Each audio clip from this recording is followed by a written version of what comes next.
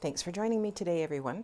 We are going to be painting a yellow warbler, and I will have the reference photo on the website for you, or feel free to take a screenshot of it now. All right, so stage one for me, we're going to be looking at energy. I love birds and I love the pose of this little guy.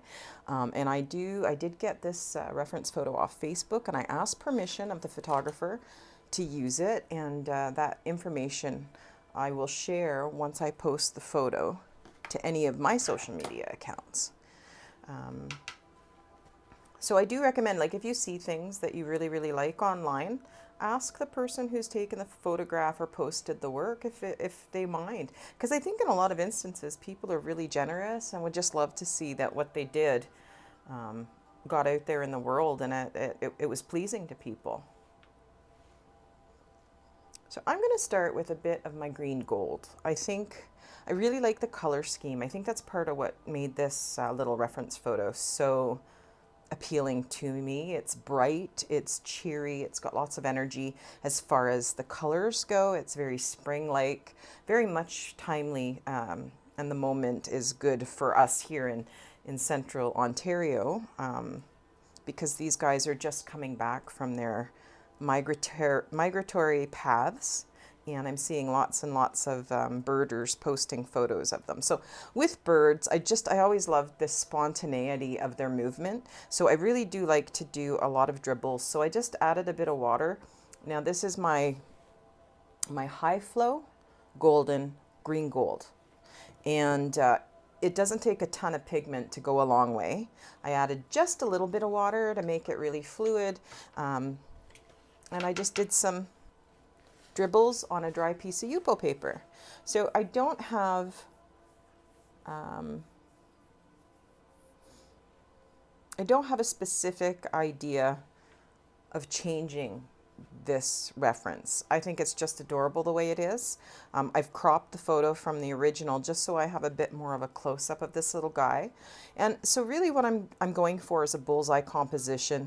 That little beautiful bird will be right in the center. And I think what we really want to do is we just want to emphasize some of the linear lines in it. We have that beautiful line of his tail going this way. We have the branch coming in this way, and his beak is facing that way. So we have some interesting, and then we have this very horizontal line of the wing bars going this way, or of his, I guess, his tertiary feathers. So I'm really going to sort of exaggerate those in this movement stage. Because those are just suggestions when we get to sort of the final details of how we're going to move our eyes along the piece. So I'm going to start by making a bit of a blue-gray. And I do have the green down here right now, so let's just move that over. I don't want my blue to be a green blue quite yet. Maybe. I'm going to come in with just a bit of my permanent rose, because I'd like it kind of a lavender blue. A little more of my French ultramarine. Nice. And now I need to add a bit of a yellow to that. So I think I'm going to go with just a touch of Indian yellow to neutralize that a bit. And I think I do like that. So I'm going to add just a bit of titanium white. Here we go. So that's a nice blue dove gray. I like that. It's quite pretty. I'm going to get some water in there because I don't need it too thick. And I think what I'm going to do, just for fun, I'm going to spritz. I'm thinking about kind of the back and the tail of the bird right now. I'm going to spritz just a bit more water onto my Yupo in that area. So when I apply my color to it, it's going to move. It's going to give me some interesting, there we go. See how we're getting some interesting lines there? We're getting some squiggles. And of course, I'm thinking of the tail coming up in that direction. I'm going to spritz that though, because I mean, we don't need final detail on that tail yet. So I just want to sort of suggest the area of movement. I'm going to pull the gray right off the paper, only because I know This is just my initial layer, and some of this color will be seen in the final piece and some of it won't. So I spritzed out, there was quite a bit of paint there. I just spritzed it so it could move. Again, his beak's going to be up in this direction here somewhere. And let's see, we've got quite a bit of gray in the background. Now I don't usually paint gray into the background unless it's so I can highlight an area in my center of interest. So his breast, that's going to be in this area. If I had no color beside it, I wouldn't be able to express that properly. So I think what I'm going to do now is just come in with a Q-tip, because I'm not entirely sure where his breast is going to be here, but I'm going to just start moving that a little with the Q-tip. So it doesn't matter if his breast is here or here. I have sort of the motion that I'm looking for that's going to help express that approximately when I need to. And it's introduced a bit of color here. I'll just leave it a little. I'm going to just add a bit more water to disperse that a bit more. Okay, and we have a branch, which I think we can use that gray color. The branch comes up here. It's quite thick, so we can play with that, and it's mixed with my green gold, which that's fine. I don't really concern myself with that at this stage. Now, if you've seen my blue jay video or any of my other bird videos, you'll know that with bark and tree branches, bark is very it's just unique. And our eye does not need to have every little bit painted on it to make it look like a branch. Because there's insect damage, bark is peeling, sometimes you have lichen or moss growing on the branches. So I'm going to come along now and I'm just going to suggest some movement to this branch. And I'm going to do this until it is sort of pleasing to my eye. And I just sort of want to get a similar shape to what's in my reference photo. Again, this is the first stage, so it doesn't necessarily have to be perfect. Okay, I think that's good enough. I like what's going on there. Some lines. Now when this dries, that will be pretty faded, so it doesn't necessarily mean I'll leave it that way, but I might. And then we have an interesting little kind of knot coming up somewhere here. I'm just going to wipe that off with my handy dandy Q-tip. And around maybe where the base of the knot would hit that branch. This part of the branch is a bit lighter than the back part of the branch. Yeah, I like that. I think sometimes I'm not going to change the composition just because, or even the background, because it works so well with what I'm seeing. And this little one is just, I mean, this entire composition is just darling. The photographer did a fantastic job of capturing it. Which, you know, why change it if we don't need to? So, and I really like the color scheme. I really like that pale yellow. It's nice and bright and warm. I love the warmth of the greens that were faded into the background. So I think what we're going to do is work with the Analogous color scale, and I'm going to just stay in this range here. Work with all these different tones and shades of neutralized grays in this palette. The only thing I can see where we would introduce anything in the opposite complementary color would be a little bit in his open beak area, and I'm not even going to worry about that right now. I'll probably end up doing that in the second stage when I start putting details in a bit more. So I think that's a great first stage. Actually, I think I'm just going to add a bit more of that gray before I let this dry a little. I'm going to scoop up some of that gray, and it does not have to be very strong, but I think what I want to do is just suggest those bars on the wings or the tertiary feathers. So I think I might be able to just go ahead with just some color here, and there will be a shoulder somewhere in there, and I think that's okay. That's good, and that kind of gives me the movement where I want somebody's eye to sort of follow. We've got an entrance. I may create an exit here. Why don't we do that now? I'm going to take, so this is just, you know, paint that is pooling, and I'm going to take some of that. I'm going to just pull it straight off. These could be branches eventually. You know, in a forest, you always have stuff moving.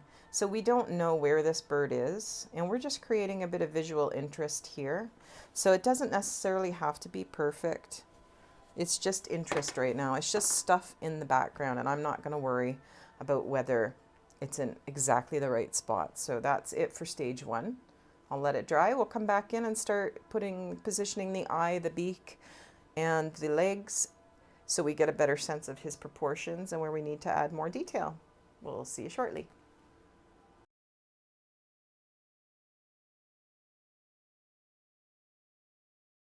Okay, so we've got it pretty much dry.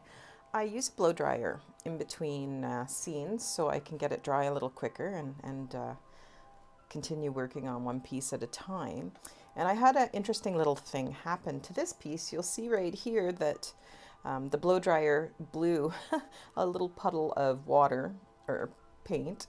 It blew it up and over across the piece of Yupo, and I actually like that. It kind of looks like a little bit of a branch that's starting to bud or flower. So I'm gonna leave that for now, and that was just a happy accident. They do happen. Thanks to Bob Ross, we have a name for it.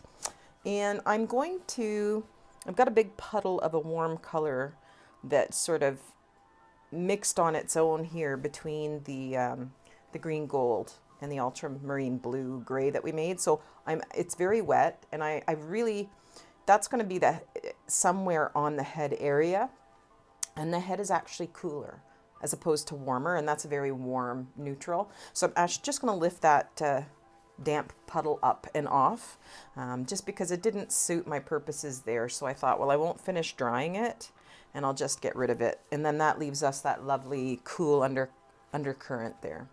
So now I'm going to mix. I've got the green still on my palette that I was using in the first stage.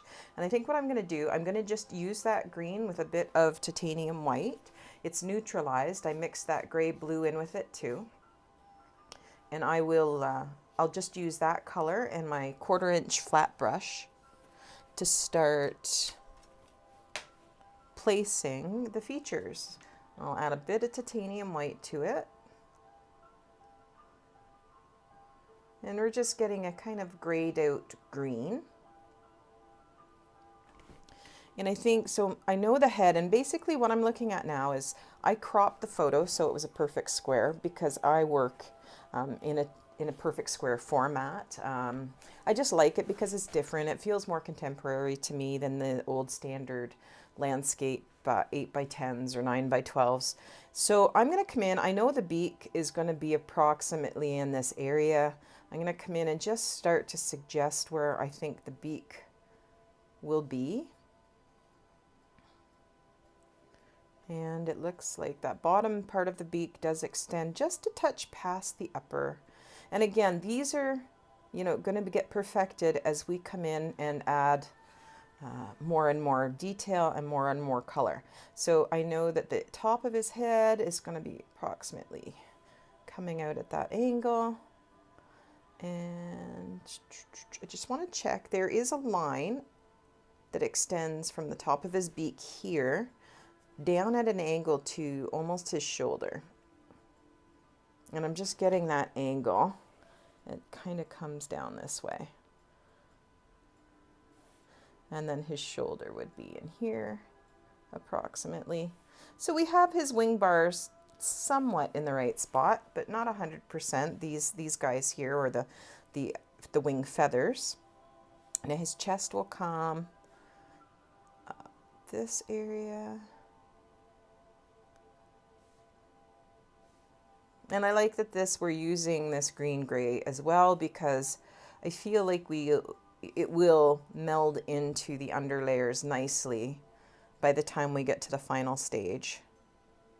And this gives me a good indication of where his There.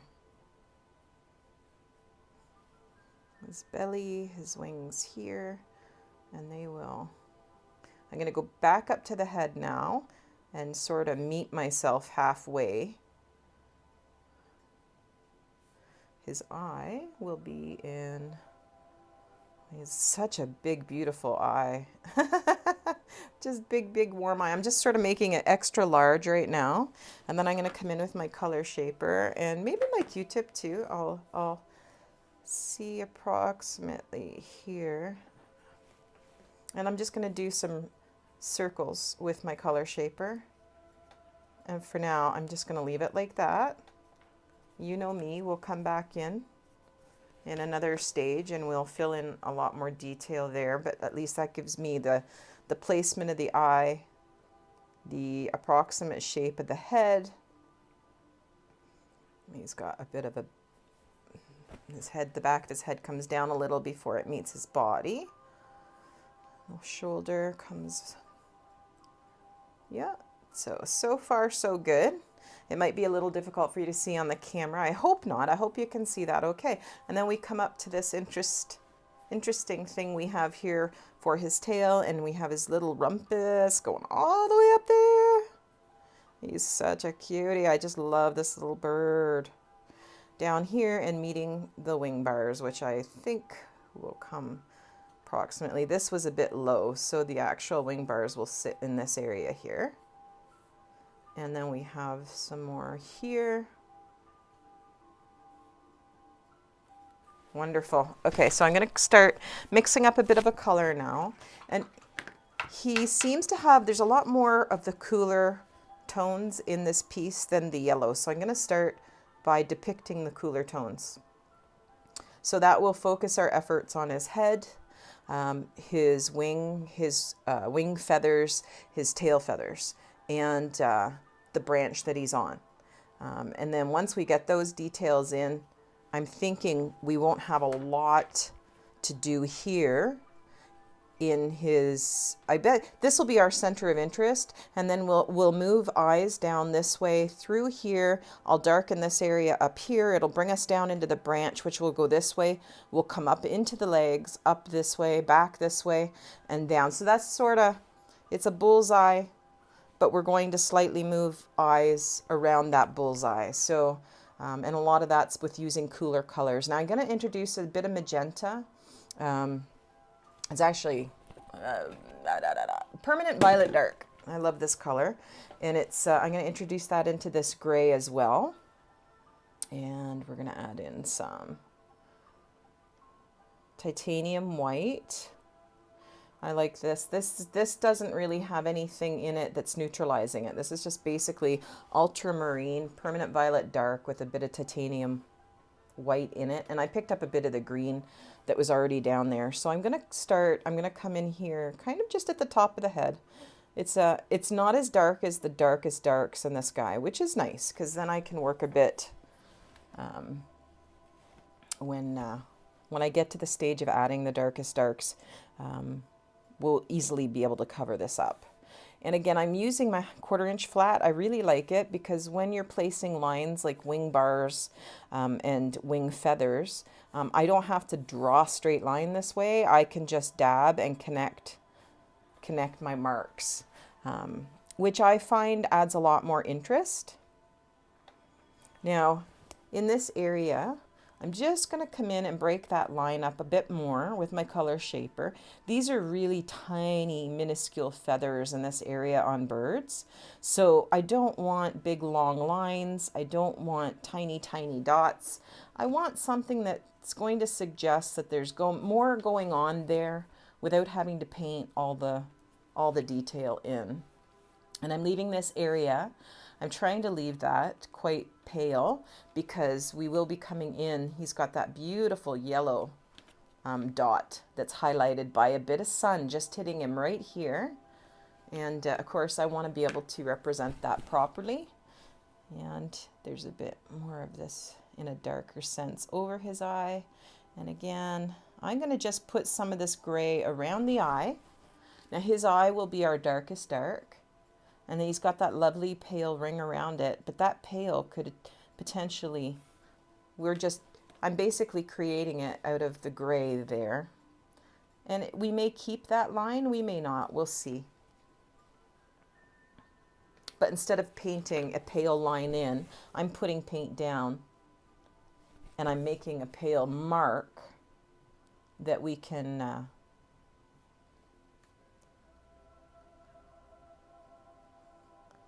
either fill it in or we can extend it later. So I'm going to come in and I'm just going to spritz a bit of water there. Not a ton, just a little. I want to disperse some of that pigment I just put down. This is paler in this area. And I think we'll come down and just suggest the back here. Oh, he's such a beautiful, beautiful little bird. I just love him so much.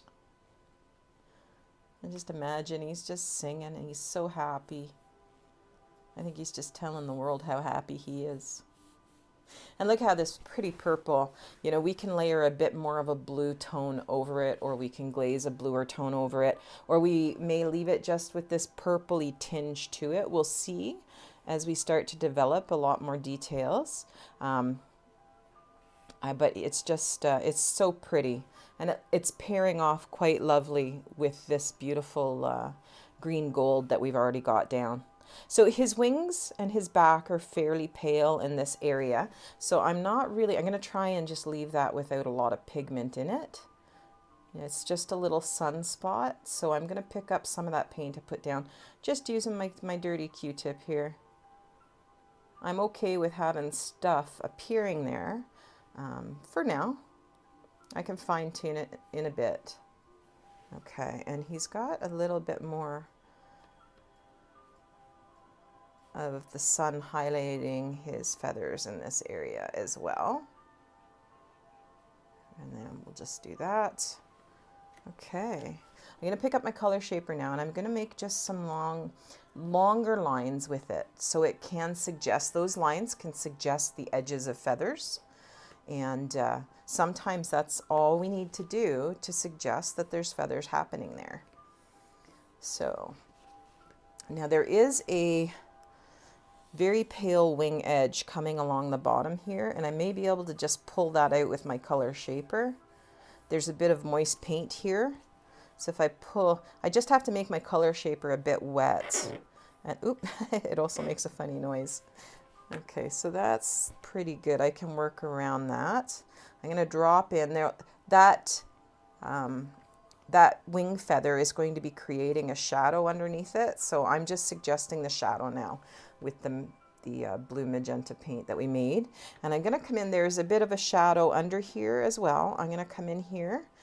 It's a little heavy on that magenta, only because I only did that because there's a feather here that's being hit with sun and it's appearing pinky purple, and I really like that. I think we can use that to our advantage, so I'm going to put that pinky purple in a little farther down. I'm going to bring it in along the edge of his chest here, because yellow and purple are opposites on our color wheel. So if his chest is a pale yellow, this lovely purple will make that yellow pop out and stand up even more. I'm going to come in, I'll let that lovely magenta purple, pinky purple run a bit more. And again, I can fine tune all these marks and make this cleaner in the next stage. And let's see, now he does have these lovely, I wouldn't call them bars. They look like bars on his chest. They don't appear to have any purple in them to me. They look more like a very warm black. So I'm gonna leave those until we start working in some of the darker darks. I'm gonna continue working with this pinky purple where I see it. And I'm just putting in lines right now, little bits of shapes that can suggest feathers, feather edges. And I'm gonna come back here. His tail has a bit of a shadow and it appears a bit purpley right there. And I'm going to use my color shaper again. You can use a toothpick. And I'm just going to pull some lines up. to make that appear more of a feather-like look. We don't have to paint every feather in, we just need to suggest them. And I can put in a couple more lines there. And this will stay pale, and as we darken up the areas around it, we won't have to probably put any white or any other color here, or any other pigment. We'll just be able to leave it the way it is. I'm going to come in with I'll use the purple blue that we've got, this lovely gray, to suggest his wing that's farthest away from us, right in here, because once we paint over the darker colors, and we come in with our dark, this purple will play nicely underneath in areas where we see it. There, and I think we can bring that quite forward a little. There. Okay, if you want to, you can use a toothpick, you can use your color shaper, and just, you can pull those lines in a little, because those are very distinctive wing feathers. And then I can, oh, I just put my hand in wet paint. That happens quite a bit. And then I can just reestablish that line going up. There. Okay, so see, we've already got that back wing in, and I think it's looking really good. We've got some of that pinky purple up here underneath a bit of a shadow, and there is a lovely line that kind of edges, a darker line that edges his tail feathers. So I will come in and suggest that, and maybe a couple more, so it's not so isolated. We don't want them all by themselves. And we're just laying down suggestions of things without it being, you know, the final indicator.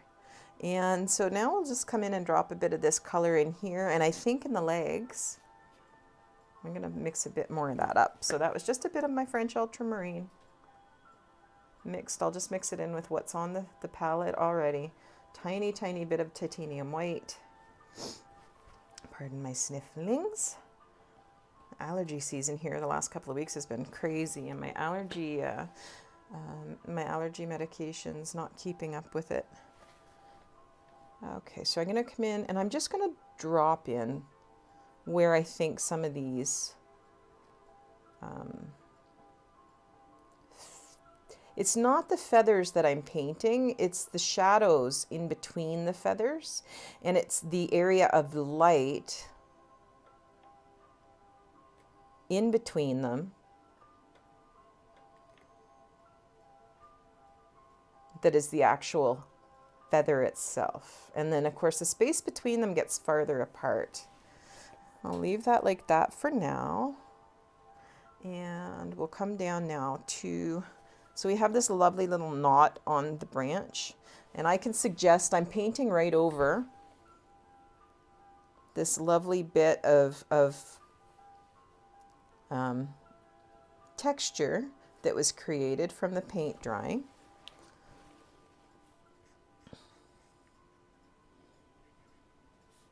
And I'm just sort of breaking up that pigment so it doesn't look quite so solid.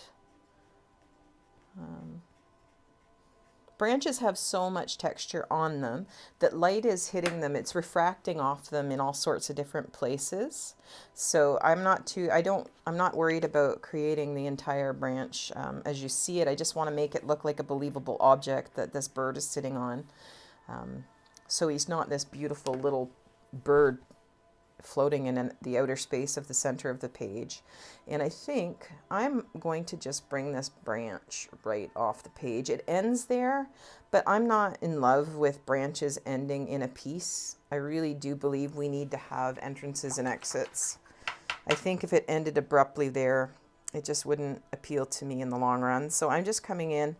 All I did was extend 2 lines out that way. I cleaned the water or the pigment out of my brush, and I'm coming in like that. Now that is really light, and that's good. That's sort of what I want. I'm going to just take my damp, this Q-tip was already damp with paint. I'm just picking up some of that color because I don't want it, I don't want it to be so bold that our eye just follows right off and leaves, but I want it suggested there. And I'm just going to pick up some of that warmth right in there. And again, we're going to come back in and we'll do a bit more detail to the brush. Right now, I am going to pick up some of this though with the magenta. Well, the violet dark. I'm not calling it by its correct name, but it is permanent violet dark with that bit of gray that we made up. And I'm going to drop it where I want the bottom of the branch to be. And then I'm going to just clean my brush in some plain water, come back in with just a wet brush and go along the outer edge of that. And that will give us the shadow at the bottom of the branch. And I did it with that purpley pink blue because I think it should just sort of match what we've been doing inside our bird here. And that's good. I think I'm going to use this. I'm going to use this gray to suggest. I'm going to darken it up just a bit with the blue, ultramarine blue, and a bit of that magenta, just a touch. I want it just a bit darker than what I've been working with on the branch. And I'm going to suggest a line on the top of the leg. You'll see the leg closest to us has a shadow on the top, and I'm going to just see my angle of that leg and bring it down here.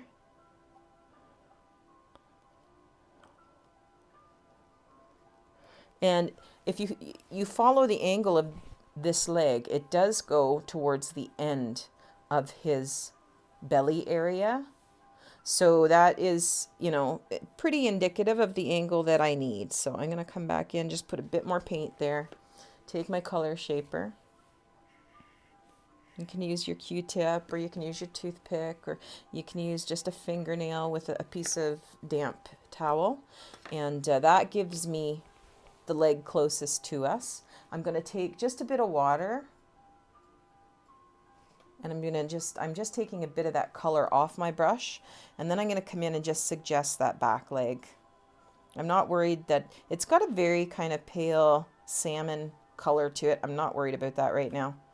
We can make it appear that way later, or we may not have to. We may be able to just sort of leave it like this. Sometimes what happens is the red in the paint, when we mix it with water, the pigment disperses, and you'll get the paint will look more red or pink than it does purple or blue, which I really like, but I have to wait for it to kind of dry before I get that effect. So we have the suggestion of the front leg coming to the little knot and the broken little broken branch there. We have the back leg suggested in, so we know they're going to come up in this area on our little friend here, and this will come up in this area. We have his belly area. We've got the head, the eye, the wings. It's lovely. We've done a good job so far. And I'm going to come in and I like the magenta and the blue gray that we have there. And I'm going to add just a bit of titanium white and make kind of a pinky color, because the inside of his beak is pink. And I'm just going to go ahead while the rest of this is drying. I'm going to drop a bit because we need to have some shape to his mouth. And that did not work. My paintbrush was too dry. So I'm going to puddle some of that. And I'm going to drop a bit of this pinky color. I'm going to add a bit of titanium white and make that a bit pinkier. And it's nice because we're using the dark violet to make the pink instead of red, and that will keep it harmonious with the colors that we've already used. I'm going to drop this underneath where his beak comes down just for now, and we'll finalize the colors that I've got here shortly. And I'm just going to extend his beak just a bit. The shape and color of a bird's beak is one of the features that birders use to identify them.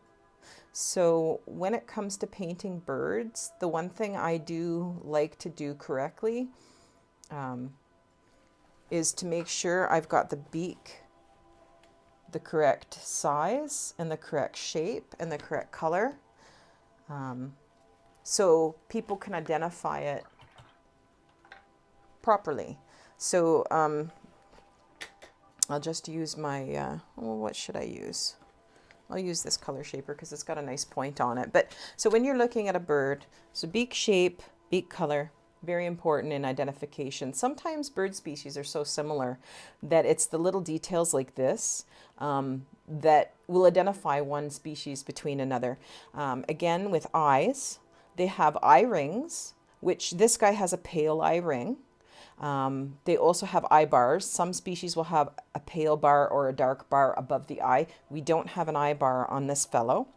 Now he has chest markings. That would be another area of identification. So if they have a streaked chest, that's one type of identification. If they have a chest with nothing on it, that's a way to identify a bird. So that's really important that when we come in to put those darker marks in, that we put them in the right area, in the correct size, because that's another identifying factor. Now with the wings, some birds will have what they call wing bars. So at the bottom, or the ends of their feathers, they may all be tipped in white. And that would create the illusion of a white bar on the wings. So if it has a wing bar, you need to show that wing bar correctly in the right proportion in the right place, because it helps identify the bird.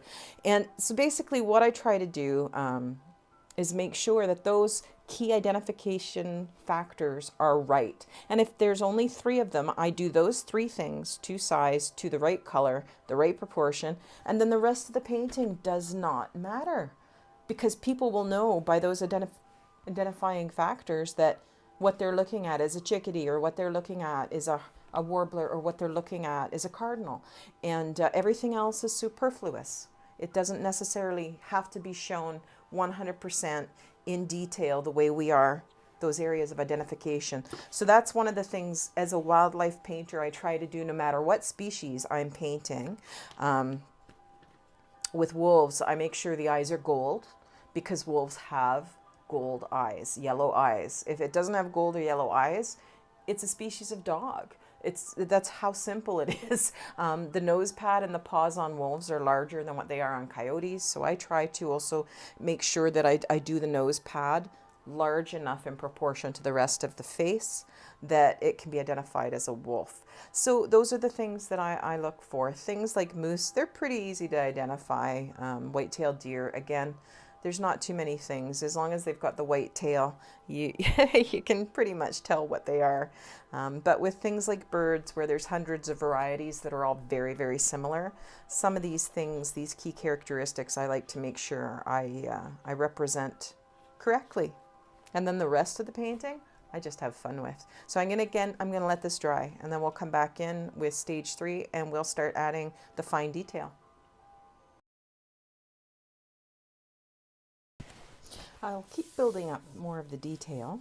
The correct identification of this beautiful fellow is a Canada Warbler. So I'm just tickled pink we're painting a Canada Warbler today. I'm going to come in now with my darker darks. Get those laid out. I'm going to use ultramarine blue. I'm going to make my standard dark, alizarin crimson, and a touch of nickel azo gold. I think I'm just going to need a little bit more of the blue in there. I'm going to test it on a spare piece of Yupo. Oh, that's nice. It's a little towards the dark blue, but I like that, and I think it will stay within our color. It'll still be color harmony. So I'm going to pick a bit of that up, and I'm just going to start dropping that in around the eye. I actually don't have any water in my brush right now, simply because this has very limited range for the level of dark that we're putting down right now. Okay, so just I want to soften that little edge up. It's not a direct line between where the dark fur, no, this is not fur, the dark feathers and the yellow feathers meet. So I took the color out of my paintbrush. I'm going to have a bit of water, not a ton. And I'm just going to drop water along this edge. And because I just don't want a straight line. And I dropped a few little dabs of that darker color just underneath as well. So when we come back in and fill this with yellow, this area here, it won't look like it was two separate colors meeting. They'll be nicely modeled and there's some variation there. We come down here. Oh, didn't get enough paint on my brush. And come in here with a bit of the dark. And again, a little here. So this is going to be where I start suggesting the shapes of those lovely breast streaks. And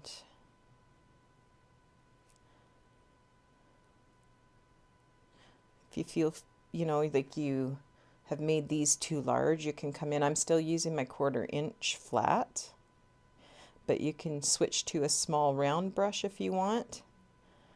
You can come back in with a color shaper or a toothpick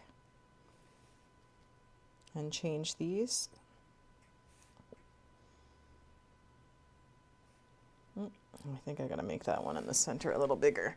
And I'm gonna come in now with my color shaper and I'm going to just clean up what I did. They're not exactly in the right spot, but the paint is still wet, so I can move it around and make it look a bit more representative of what I'm seeing in the reference photo. And now these come straight down too, actually, to past the bottom of the wing. So I have to increase the length on those quite a bit. I didn't get the size right. So they come down quite basically in line or just a little farther than the wing. Now my wing's a little long. It should end roughly here. But I'm going to keep this sort of as a ghost wing, and that could suggest movement. You'll see as we start to develop a bit more of the patterning. So I'm going to just bring the chest bars down to there. And all right, not bad. No, I like that. That will work. There's a bit of the dark on his upper beak. So I'm going to suggest that now.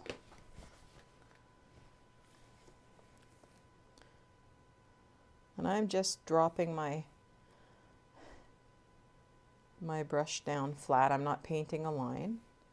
I'll come around and suggest the far side of the head now.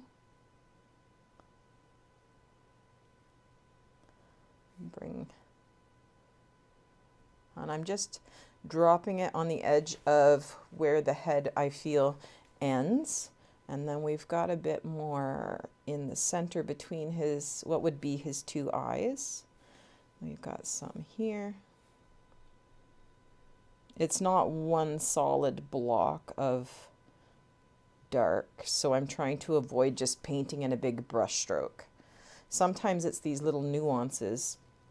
By leaving unpainted areas, they'll suggest the form and shape of the head. And that's what we want. We don't want to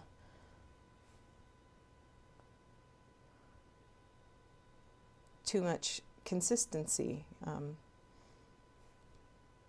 Now I'm going to drop down to the inside of the beak and suggest a bit of darkness, and that's going to give the beak the depth,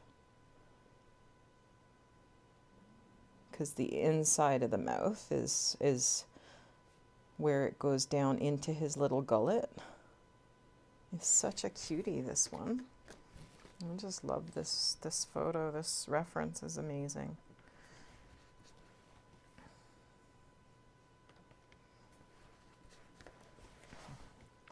I took off a bit too much there, so I'm just going to come back in and drop a bit more down. I just wanted to get the shape and the curvature on that bottom beak correct. I'm going to drop a bit more here.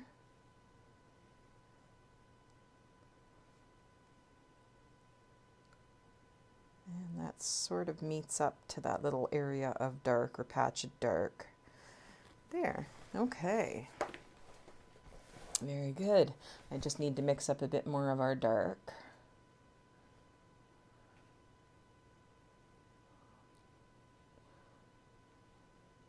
Again, that's ultramarine blue, alizarin crimson in pretty much equal parts. And a little bit of nickel azo gold to neutralize that purple. And that should give us a nice dark.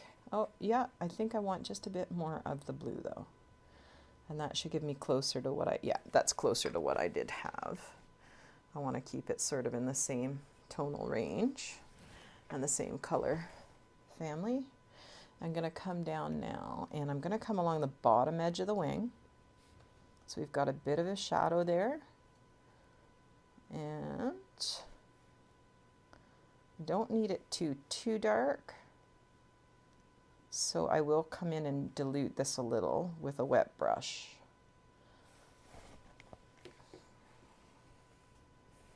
Now I'm going to show that little, he's got this little divot at the back of his head.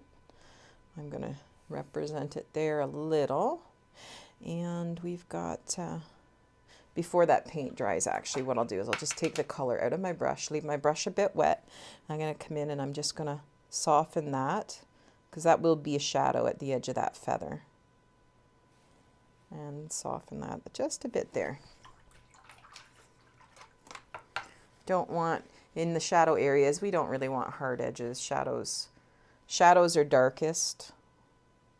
Cast shadows, you've heard me say it on other videos, they're darkest where it meets the object. And in this case, the object casting that shadow is the wing, that end feather here on the shoulder.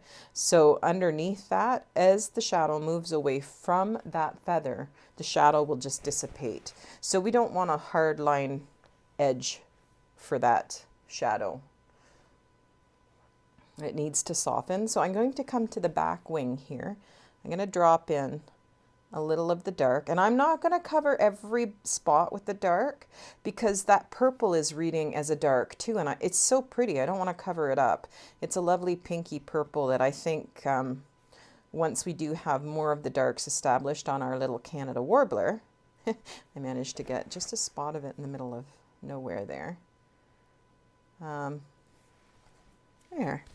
And I'll go over that again just to darken up, you know, specific spots on it. We'll come through here. We've got a bit of an area of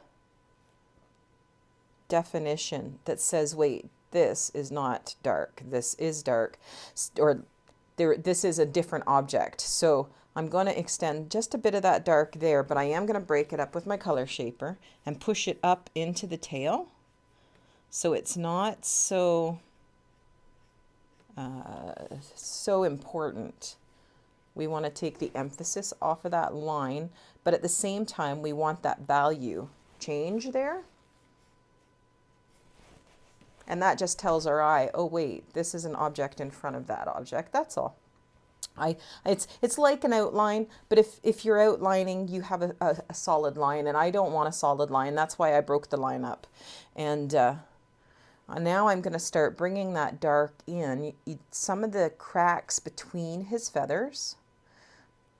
He has a line where so birds, when they have in their wings, they have a primary set of feathers, a secondary set of feathers, and what they call the third set of feathers, or a tertiary set of feathers. So these on his shoulder, his primary feathers, I'm not going to worry about those right at the moment, nor his secondary. I'm going to take the line of where his tertiary feathers meet his secondary feathers. And I'm just going to suggest a few of the shadows in between these third set of feathers. And that will basically give you the distinction between the top of his wing and shoulder and the bottom of his wing and shoulder. And as it comes closer to us, they'll move a bit farther up. And that's just a play on perspective. I'm not going to do every one exactly the same. The light's going to bounce and reflect off of each feather differently. And as the feather comes closer to us, the shadow seems to start closer to his shoulder. And his little feather bars get a bit wider as well. And again, you don't have to measure. They don't have to be 100% specific and exact. That's what I love, you know, when you're doing wildlife and birds. It's not like a family pet where somebody's going to recognize if it's not 100% exact. It's a wild animal, and the only one that's going to know what we've done is Mother Nature if it's incorrect. And let's see, I think I'm just going to bring that dark a little out here. And then there seems to be a bit of a interesting dark feather. Okay, good. And we've met up with our shadow here. So you'll see that there's a lot of variation between the lines that I just made, even though it is all the same subject. It's all those tertiary feathers. But we really need that variation, or people, they don't find it interesting to look at. I'm going to bring a little bit of this just to the back of this the back of the far leg, just to make that line a bit more definitive.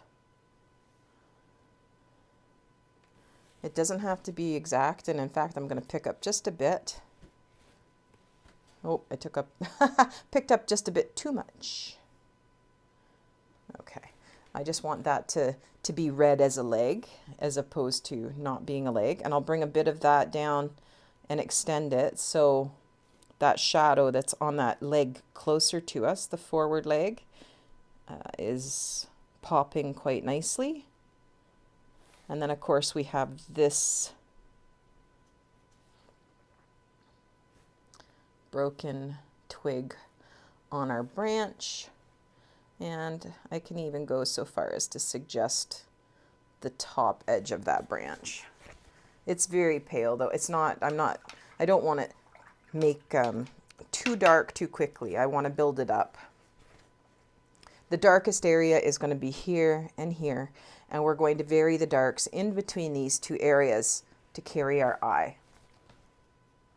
If we make all the darks the same level of dark, it won't be so interesting and our eyes won't want to go on that journey.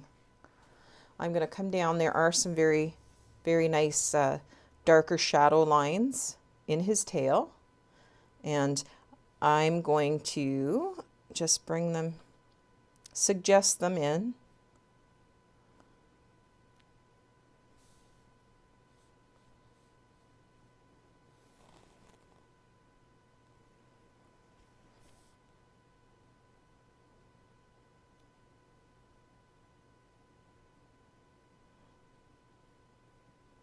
I'll have to mix up a bit more dark. I could barely see that last one. It's there, but not as much as I would like.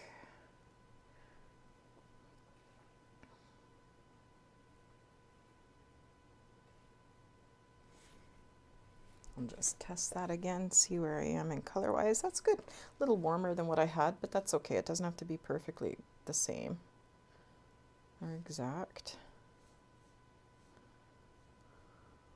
So I'm not going to extend these lines off of the page. I like that there's a line there. It suggests movement, but we know his tail's not that long, and I don't want to make it that long either, because that could turn him into a different species of bird.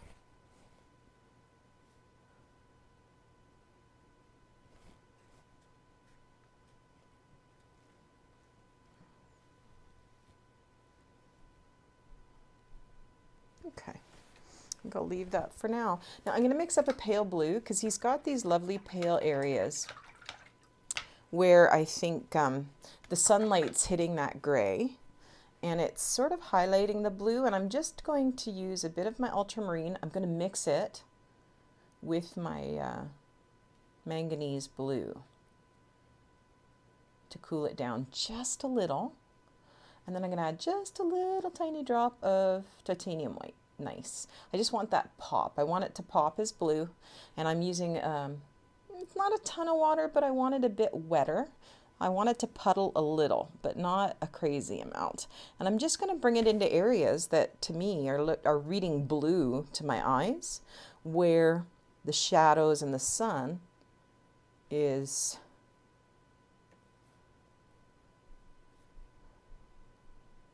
playing with the hue in his feathers, and they're reading a bit bluer to me than gray.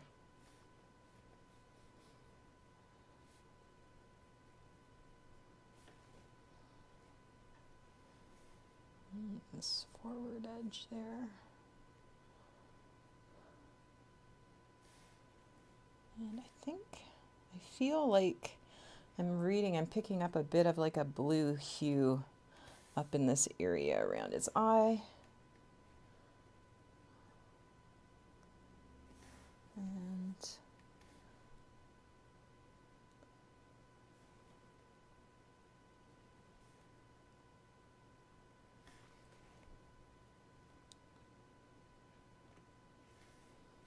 this shadow here, it's not quite that blue, but I think once we get the yellow over it, it will bring that almost to a green for us. Now I'm going to drop a bit of this close to the shadow areas in his feathers that we just did in this area. Because we don't want the blue isolated just here. We need to find opportunities to sort of bring it in all the way around our little warbler. And that way we'll create harmony. And it seems to me there seems to be some blue reflecting of the sky maybe on the tip of this branch. So I will bring some in here. And let's just, this is just what I would call a wet wash. I'm not doing a ton of it. I'm going to take that color now out of my brush. I'm going to come back in. I'm going to spread that a little. Spread it, and that way.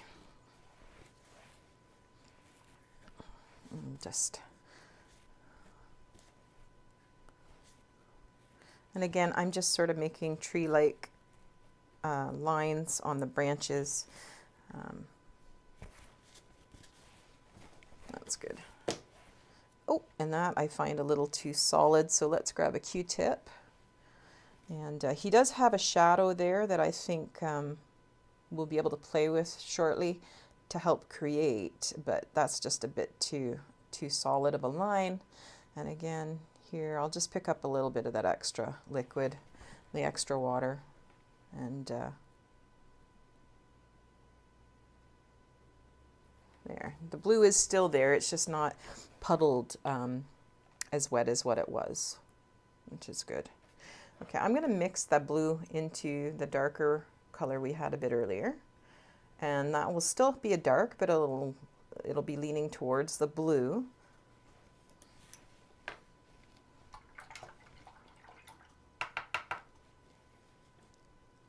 And I'm just taking all the water out of my paintbrush now before I dip it in the paint. I'm going to come down and drop some of this in around those shadow areas, so it's not quite so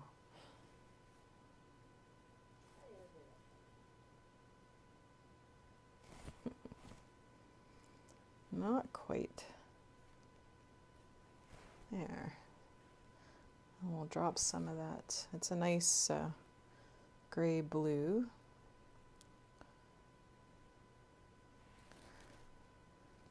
And I'll introduce some of that to the purpley dark over here with the second wing that's a little farther away from us. And I think what I'm going to do is just bring in a color shaper or your toothpick, and I'm going to suggest some lines there. And again in here, we just want to create that interest. We don't want big blobs of solid color.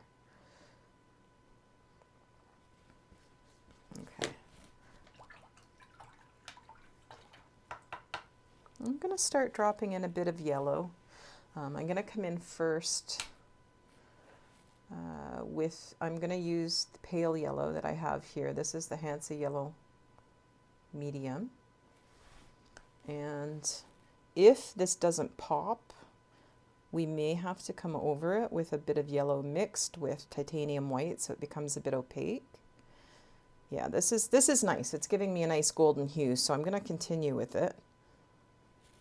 I'm going to bring in some a little bit more but really wet. And I'm going to bring it down in this area. And again, nice loose, no, not worrying about brush strokes. And I think too, I need to take some of this and drop it, a bit of spatter, so it's not isolated just to the breast of the bird. We want to make sure that it feels like it's throughout the piece. I'm just going to highlight the bottom, the underside of the bird there with it. And I think we could also incorporate a bit of that just into the branch. I'm just going to just randomly drop some in. We have some blue down there and it could just pair nicely with it and create a lovely green. And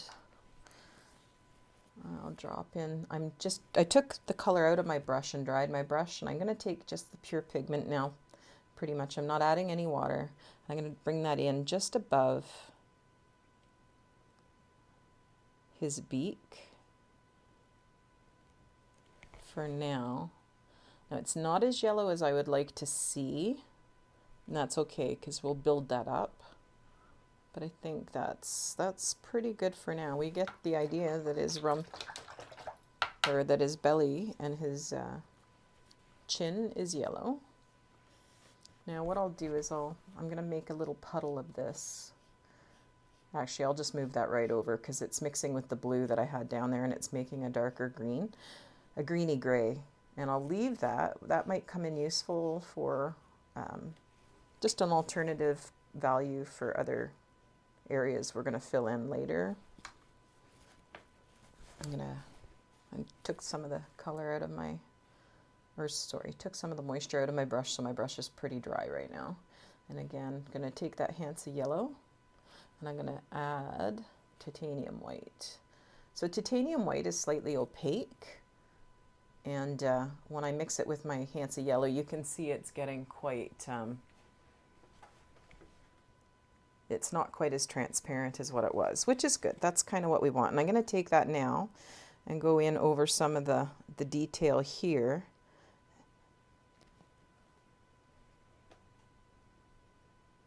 I'm going to cover that leg up a little.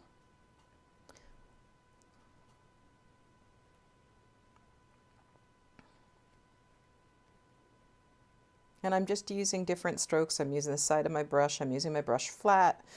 Just try to do everything a little differently than what you did before to create some interest. And this is where I'm going to come in now because it's slightly opaque.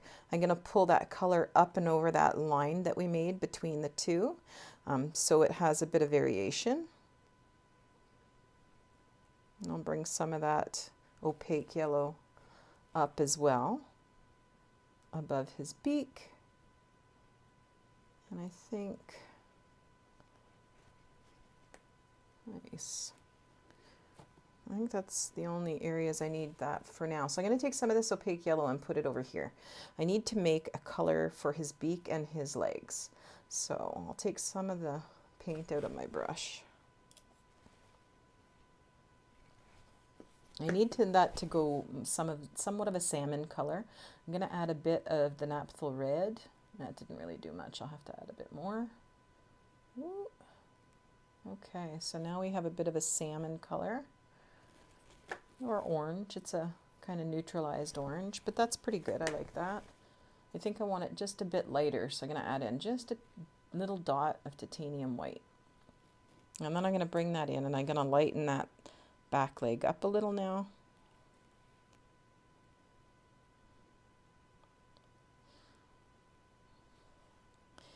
And we see a bit of his toe up here. And a bit more, a bit wraps around the back of that little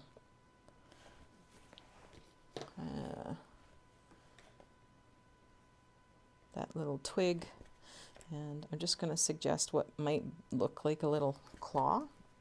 And I'm using my color shaper. Pulling the color shaper through the wet paint lifts just a tiny bit of the paint.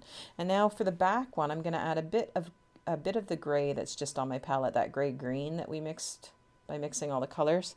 So it's not quite the same as the front leg. And I'm going to leave it. I'm not going to do it consistently all the way down. I'm just going to drop it in a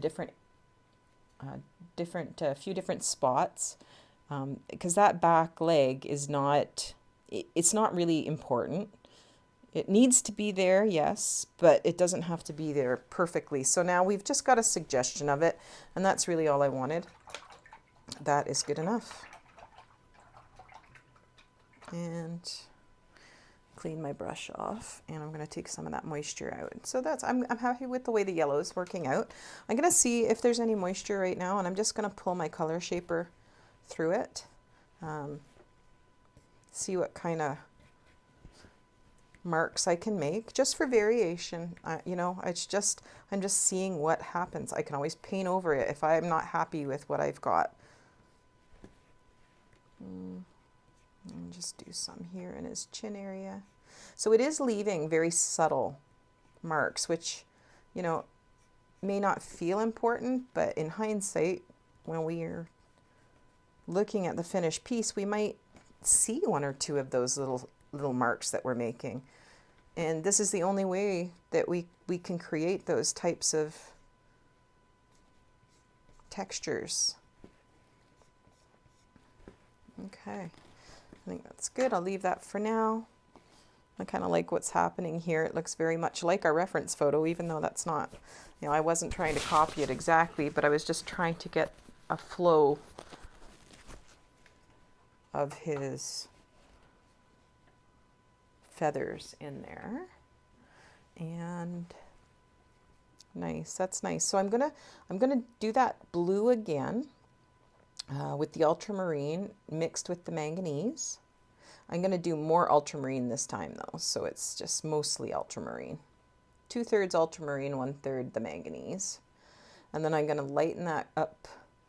Actually, what I'm going to do, I'll take the color out of my brush completely. I'm going to make a puddle of titanium white, and I will introduce some of that to my puddle. I want a very, very pale blue. And I'm going to come in now, and I'm going to drop this into the top of the tail, where the tail is in sunshine.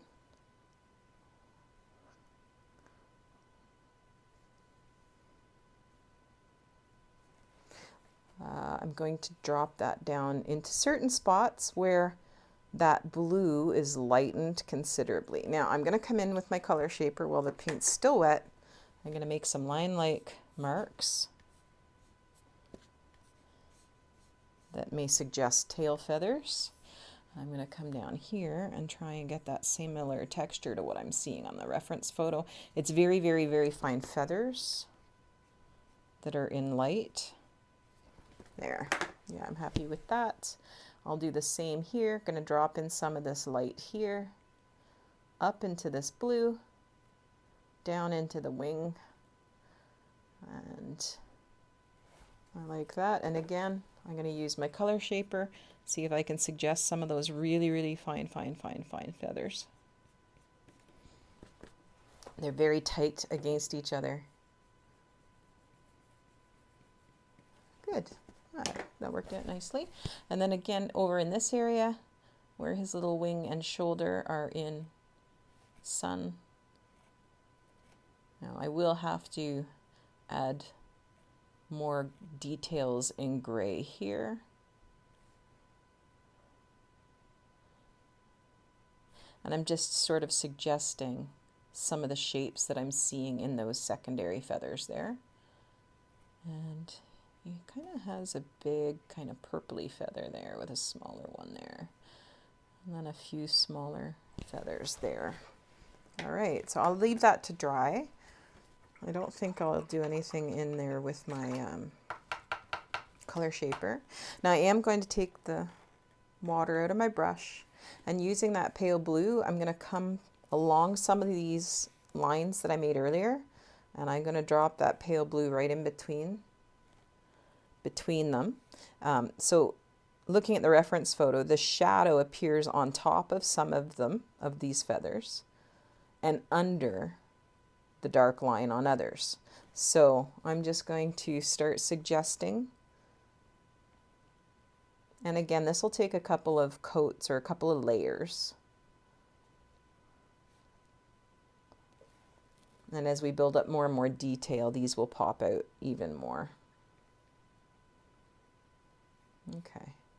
they're not going to show up quite so much there yet. And I can do a couple to suggest just back here in between this this last wing here. If you think that you didn't get any definition between feathers, you can just go ahead and add some now. And yeah, that looks good. I like that. So I'm just going to color that little white spot a little on the front of that little broken twig. And just because I don't want it the white of the paper, I find it's pulling my eye there and I don't really want it to. That's good enough. I'll put in a bit more detail there because we are going to try and get the eye to travel this way. So that will, the detail in this eventually will be somewhat important, but I can do a few marks with my color shaper right now to give it a bit of definition. Overall, it's not super important, but it's enough that we need to use it as a tool to move our eye around in our piece. Okay, so that's coming along. So we're building up our shape now. We're building up our volume and our form. We're going to have our darks. We're going to have our darks. We're going to have lights, lights, lights. And as we build up and fill in those darks and a little bit more detail of the feathers here on this breast, the pattern on his breast, a bit of detail on this branch, the bird will slowly emerge and become even more visible. So the last thing I'm going to do right now is I'm going to mix up a bit more dark. I'm just using, I'm switching to my number 2 round right now. And again, I'm doing my classic dark, my ultramarine blue, alizarin crimson, pretty much in equal amounts, and then drop in a little bit of nickel as a gold. I'll check that on a piece of Yupo. Oh, that's a really full piece of Yupo. Let's find one that's not quite so. Oh, it's right here. Okay, so let's see. Oh, that's a little too purple, so I want to add a bit more nickel azo gold. I want to fill the eye in right now because he doesn't have a big white eye, so I want to get rid of that. It's bothering me, and I'm going to put on my my reading glasses so I get a bit more detail up close. Very nice. Okay, so this is where I'm going to come in now, and I'm going to just bring that dark right up to the line we created earlier with our color shaper. So now there you see we've got that eye starting to get filled in. We still have that lovely eye bar, or sorry, the eye, we have that area of light around it. I'm taking the color out of my paintbrush, and I'm going to come in with a bit of titanium white, and I'm going to mix it with a bit of that salmon or a pale orange that we made earlier for his leg. I'm going to come in and just do a little detail here on the beak. He's got a bit of a highlight right here at the bottom of his bottom edge of his beak, on the upper beak.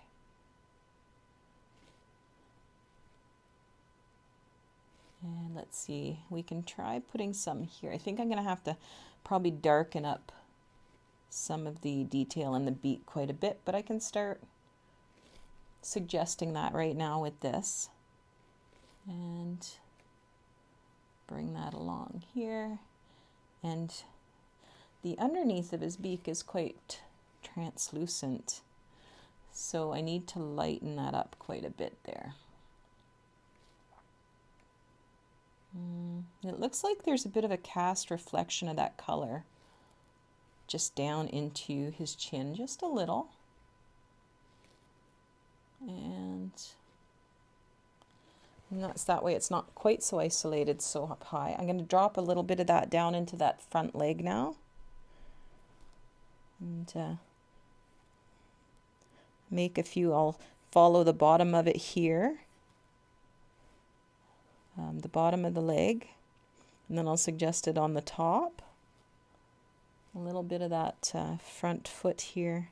And again, I'm just dropping little spots of color in. I'm not really painting in a line at all because I don't want it to appear like a solid line of paint. Okay, yeah, that's good enough for now. Now, if in order to make some detail on that little back claw, because we are going to bring detail down, before I forget, I'm just going to take a bit of the dark I made, add just a touch of water, just a touch. Or I could even use the gray we've mixed up there. I'm going to come in and I'm going to just create a bit of a shape that will give him a toe. What I'm seeing there.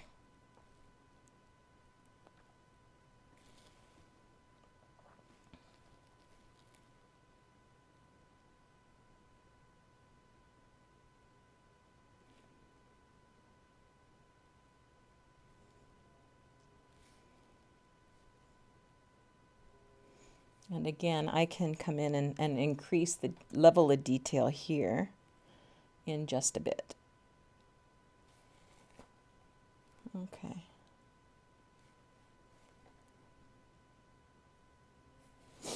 That's just a little, just enough to, it suggests that toe. I'm going to use my color shaper to see if I can just make that a little rounder.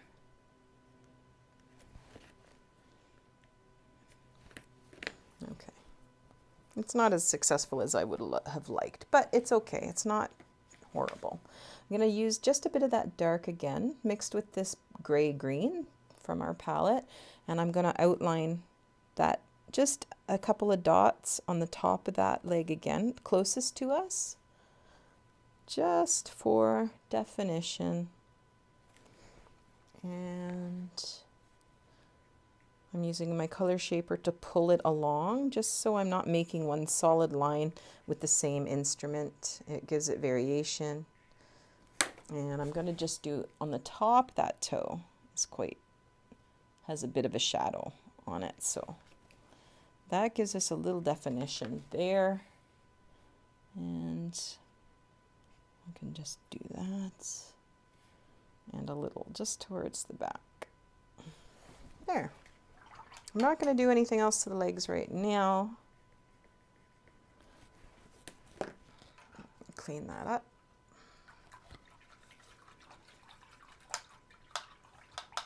Okay. I'm going to bring some of a pale blue in around the eye on that eye ring. And again, I'm probably going to just drop it in as opposed to painting a circle. I'm basically just painting a series of little dots, which tends to work around the eyes of birds because they have little tiny feathers. And if you're painting little tiny dots, it actually gives you kind of the appearance of little plumes at the top of the feathers. Okay, and pull that a little. I don't want it perfectly round, so it doesn't appear to be perfectly round in our reference photo either. I'm going to drop it in again a little. And still, we need to darken the dark around it as well, so it may not appear quite as white or as pale as we would like. And that's okay, because we're still doing detail here. We're going to have to come in and add some more dark inside that eye, as well as outside of that eye. This is just all helping for the suggestions. So I notice that there is a bit of dark. I'm going to come back into my dark now. I'm going to bring it up around the front of the eye, almost outlining the side of the eye ring here. That will help it stand out. And it seems we've got a few feathers that just sort of poof up that way. And I'm going to bring down that dark on the top now. And again, more dots than just a solid line. And bring that in there.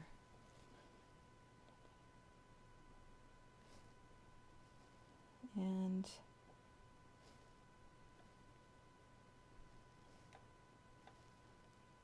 I don't want that eye ring too wide.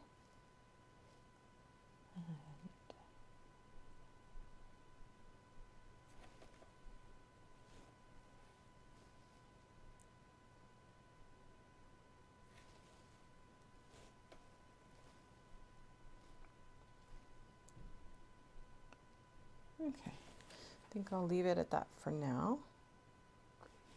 We've got a bit of detail in here.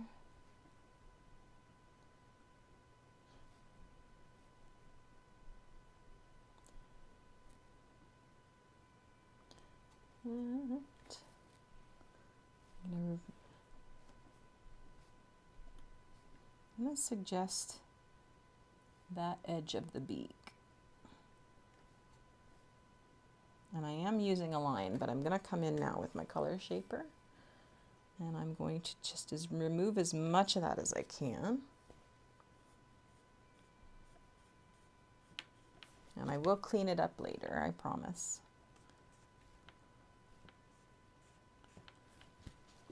I just needed to get a bit of definition over here to work with.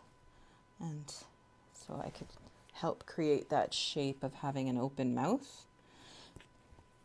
And we will come in and paint the interior of his mouth, of his beak. Again, don't worry. I'm coming in and I'm just finding opportunities to increase the darks that I've made on my palette. And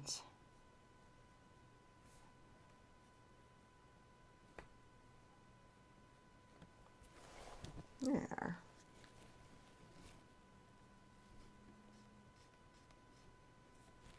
Usually one of the last things I do is I clean up my outer edges in areas where it's really important for that detail. Right now, I'm not too concerned about it. I want to make sure that I've got the lights where the lights should be, the darks where the dark should be, that the features are in the correct spot. And I'm just suggesting the areas of shadow on his beak now.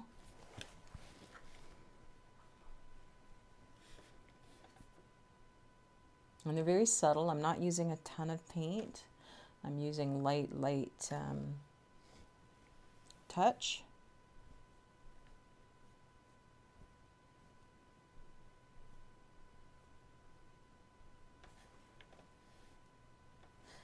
And I'm following kind of the shapes that I see. I want that purpley. There. Oop.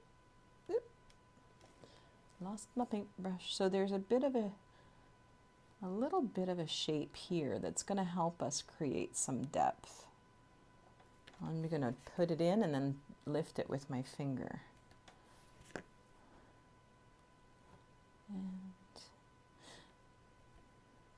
I like this kind of purple dark that I've made, so I'm going to continue using that. I'll just put it on top of the dark that's there.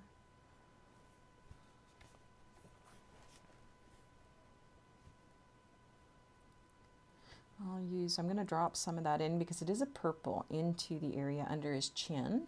He's got a bit of shadow under there and a bit of mottling in his little feathers. And the purple being the opposite on the color wheel will look like a dark, but without interfering really with what we're trying to do. And honestly, this will be the hardest part, is getting the depth on the inside of that this little guy's chin. And I'm going to take a bit of this color here with the white in it, add it to my dark so I get it more of a darker gray.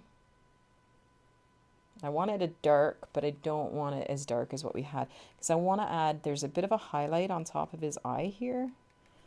Oh, I need it a bit lighter than that. Let's add a bit more titanium white in there. It's just going to help us with the overall form and shape of his head if I can maintain that now.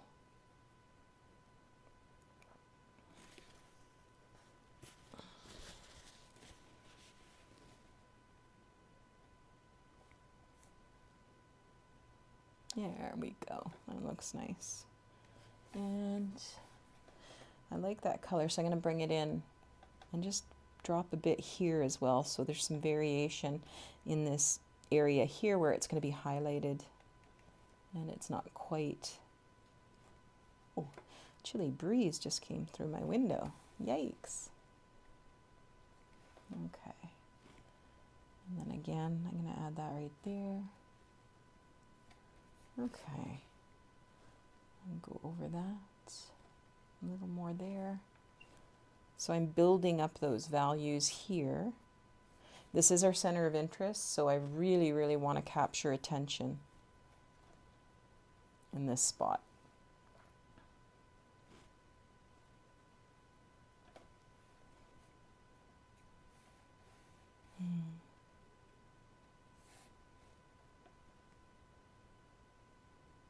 And there's a bit of a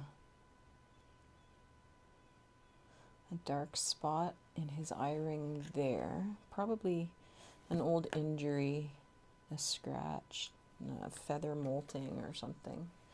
I'll suggest it just for variation because it gives it some, it gives us some difference and some interest in his eye ring. It's not one solid massive pale color going around his eye. And this sort of comes forward a little toward his shoulder. And again, I'm just using that sort of gray I created. And I want that a little pale, and I want it a little blue. So I'm going to come back in with the titanium white, and I'm going to bring that in right here. And as I'm correcting the values, as I'm laying them down, you start to see the shape of his head emerging correctly. Never fear, you know, when this is all in flux, and you're going to make it correct as you go. That's why I like to say, you know, I work in stages. I don't paint a painting all in one go. I have an understanding of what each stage in my process is doing and creating. Okay. Oh, he's coming along nicely. Look at that little face. Oh my goodness. I love birds. They're so fun. Okay, so I really like this color here. I'm going to bring that down into this area now for that shadow. So I'm going to pool a bit of it on my palette. Oh, I picked up a bit of that pale orange. I'm using my number 2 round, and I'm wondering if I should switch to a different brush. I think I will. Pardon me. I think I'll switch back to my 1/4 inch flat. I'm taking all the moisture out of it. And I'm going to drop that down again, recreate that color. I just pulled in some of this, a lot more blue, a little of that green, and then some titanium white. There. And I'll bring that, it kind of wraps around his little back here and into this area here. And I'm going to use just sort of a striated, I'm not pushing really, really hard on my paintbrush. There's a bit of an edge here, which is a reflection, I think, from his beak or something. It's interesting. And a reflection here. I'm probably going to come in and reinstate those blue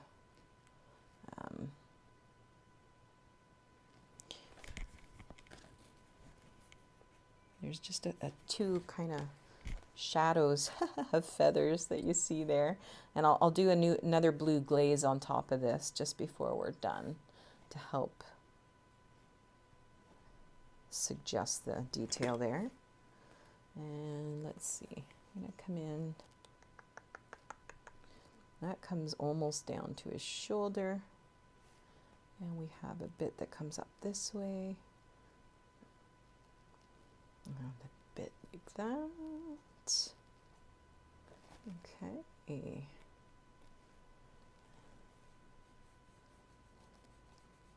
Yeah, this is just a shadow I'm trying to suggest now.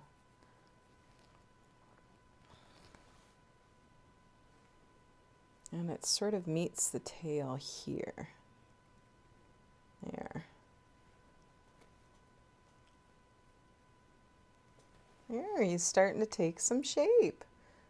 I'll come in and I'll suggest the outer edge of this area here. So even though I have color up here, it's not going to be part of the actual bird. It's just going to be stuff in the background. It can help suggest movement, energy.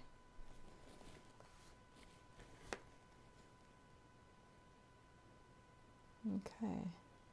I'm just sort of suggesting the outline of this back part here.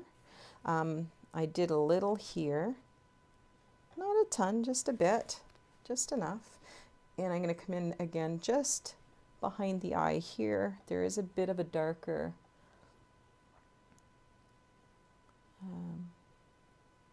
set of feathers. I don't think it's shadow that comes down this way. And then that dark will come down. So we're going to have to recreate another dark, and we'll reinstate his darkest darks, but we're not quite there yet. We're just building up all those lovely middle values right now. Oh, I'm very, very happy with this little baby. Okay, so I'm going to use up what I've got left of this, and then I think that's it for today. We'll let what we've got dry. We'll come back in and finish those details tomorrow. So I'm going to bring this in the shadow underneath his wing. Suggest some movement that looks feather-like. And then what I'll do is I'll give it a spritz in water, and that will loosen it up and move it without being contrived by our brush. Okay, I'll scrape up what's left, and I'm gonna drop that into the branch, I think. A little bit of water, and I'll let that just sort of model it.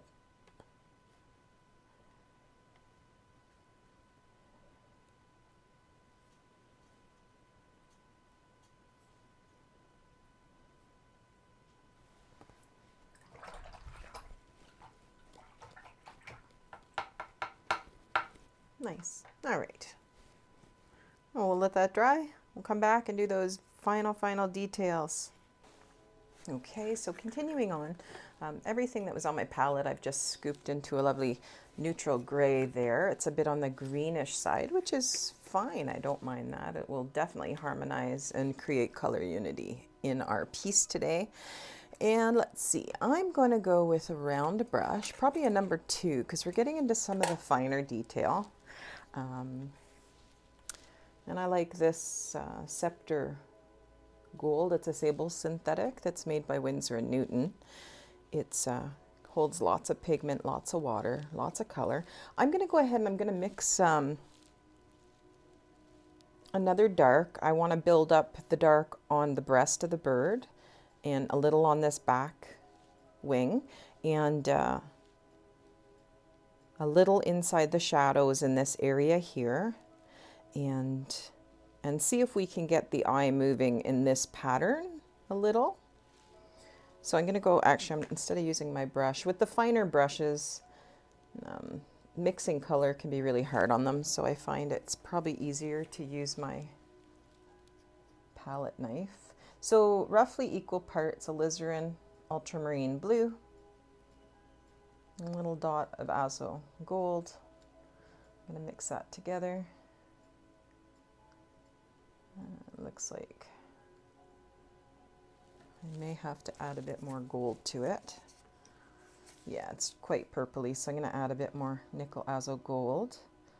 I wanted a bit on the warmer side. I want it to stand out from all the cool colors that we've put down so far, because even the yellow we used is, considering the choices of yellow that I have on my palette, we used the Hansa Yellow Middle, which is quite cool compared to the Dariolide or the Indian Yellow. Okay, that's a little better.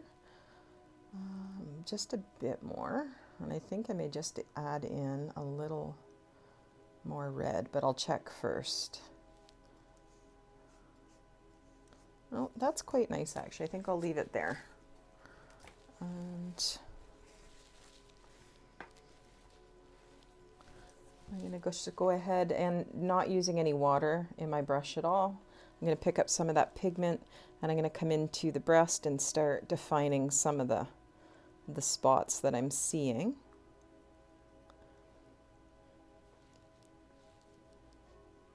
And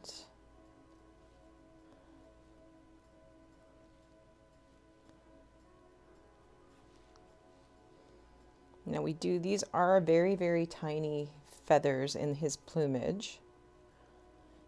So I think it may help. I'm going to take a toothpick and I'm just going to create a bit of texture in that paint.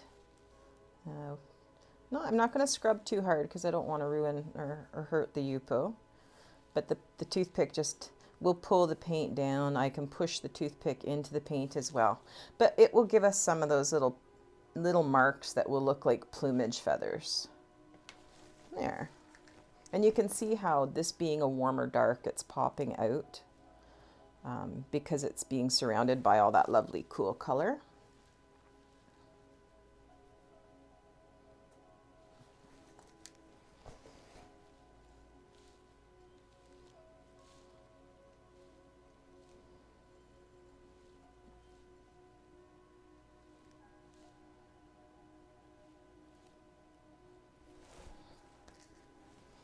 And once again, use that toothpick.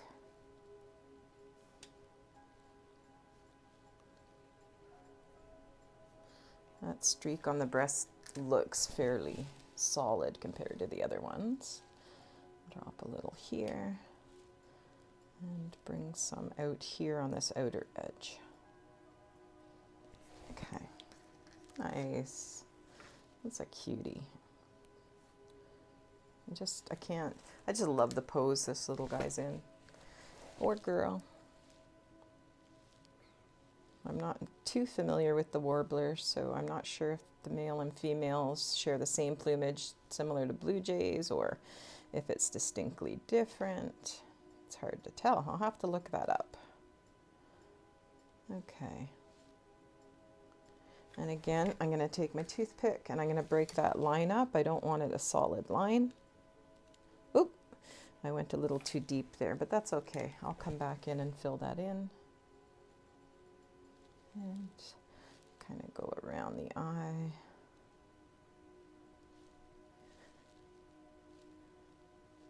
Now,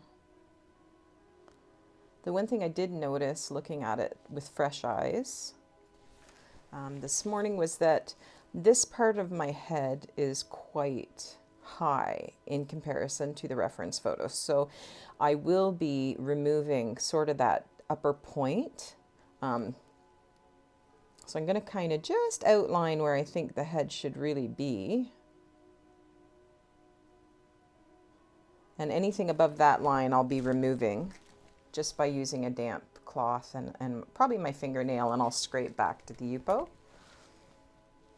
And that'll give the head the more characteristic shape that we see in our reference photo. Now there is a bit of a darker brow above the eye. We're going to put that in. It pulls down, and I need to clean the yellow area up in here as well. So I'm going to pull some of the dark in and bring that across this way. And there's a bit of dark right there. Okay.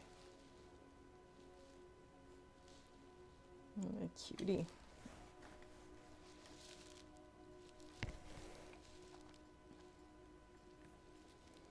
Okay, so we don't really have anything else that's as significantly dark as this area until we get down to sort of back here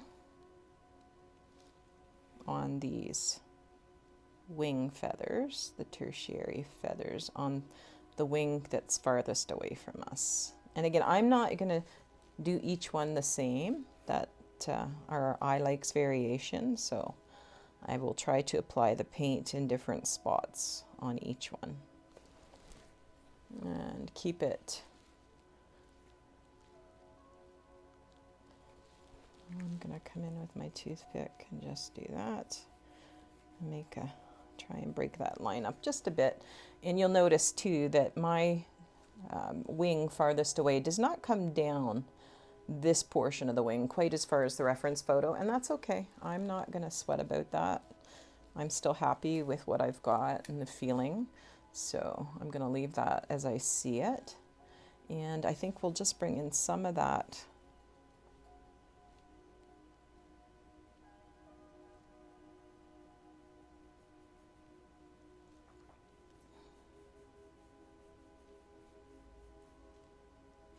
darker color now to define the, and I'm going to come in with my color shaper here. This is going to define the shadow between these tertiary or secondary feathers. So these are this is the third set of feathers, which are tend to be the longer ones on the wings. And it goes pretty much all the way up to roughly that area. So that's about the right place there.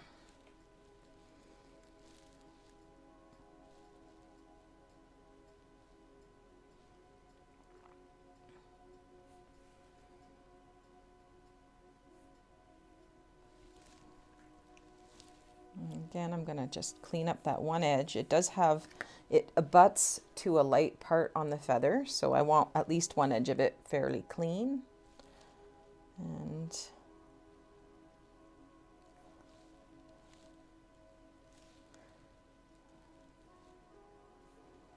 as it moves, as the shadows, as we move away from us, the viewer, the shadows become a little longer and a little wider.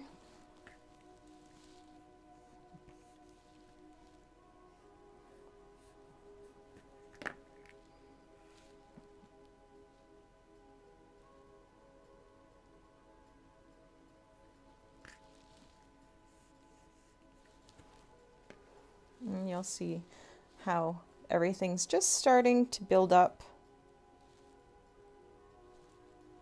quite nicely now. A little more and a little more as we add on the layers of dark.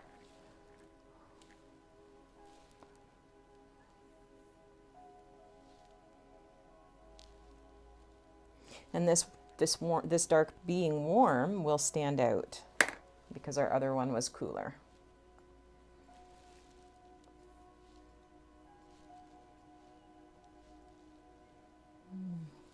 I'm going to add quite a bit of water, and I'm just going to take some of that color out into the water. And I'm just going to put a little bit here. There's a bit of a warmer dark color on the wing here in the secondary feathers, as well as a little up the tail section in here just above that area yesterday that we had done in the light blue. So we will add that in.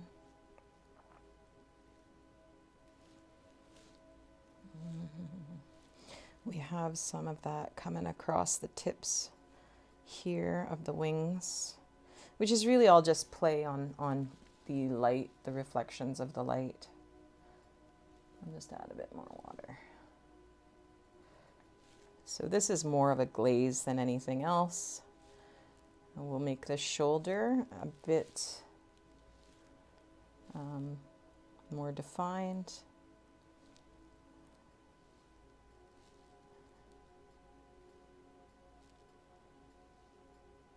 And then we have some small feathers right there. So while that's wet, I'm going to come in with my color shaper, and I'm just going to suggest the outline of some feathers. You may or may not, it may or may not work. We'll see. If not, I can just put paint on them, paint them in a little later.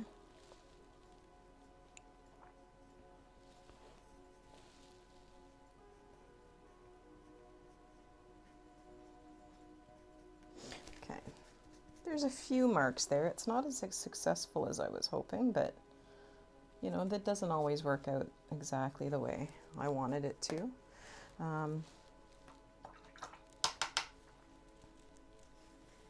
It's a cutie. Now I'm going to come in. Let's see. what do I want to do? I'm going to introduce some of the lights back into this area now so that wing stands out just a bit more. So I'm going to start with a puddle of titanium white. And I think I'm just going to add a touch of the dark we mixed. We'll keep it a warmer gray. There.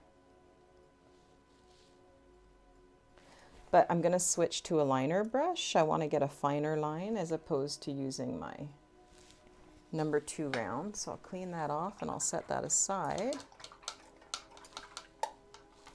And I'm going to get my small liner brush. And this is a Winsor Newton liner that I've had for a long time. No water, just the paint. And I'm going to come in and I'm going to start I'll come up here and suggest some area of feather, and I can follow that up with my color shaper. I'll come down a little here. Actually, I'm gonna have to put my glasses on now. My reading glasses. Okay, so let's start on the outermost wing. It seems to come up to, there's a larger feather here on the secondaries, which I'm gonna just suggest there. And what I'll do is I'll pull some of that up into the feather so it's not so solid. There's a smaller secondary feather here. And then we have a few tiny, tiny feathers just sort of leaning this way, going up into some more detail up in the shoulder area. So what I'll do is I'll start with this line.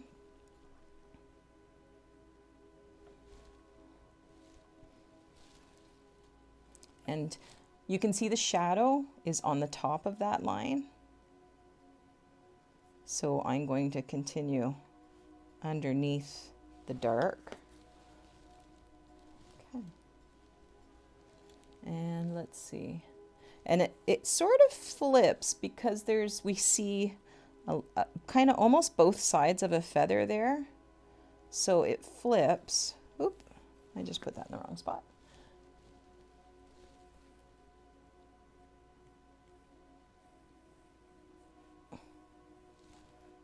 And I think, let's see. So the pale comes under the next one. Again, the dark is on the top, and it comes and joins that little feather there. And because this is going to be part of how I want my eye to go, I will come in another 2 or 3 times just to increase the level of detail in this area and this area. So we do this, and so don't worry right now if your feathers aren't really matching the reference photo. They will. We'll get there. Don't worry. Right now I'm just sort of looking at making sure we have alternating layers of light and dark that will suggest feathers. And again, the next one, the light line is underneath the dark. It's the shadow from the feather above being cast onto the shadow that we're looking at. Okay, now I'm going to come back up from this way and work down. And we have some pretty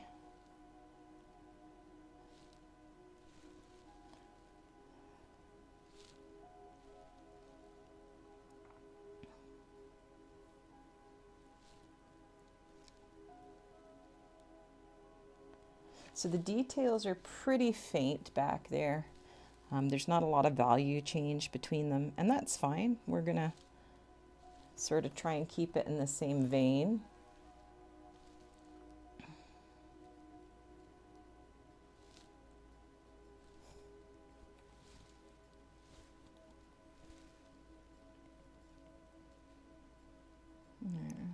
I'll let that dry for a second.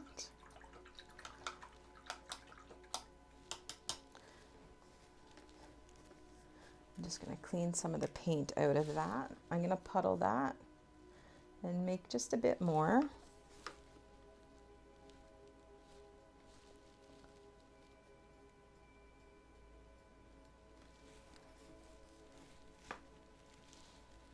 I'm going to go back to my 2, and I'm going to add just a bit of that color to the rump here, to his bottom, or her bottom.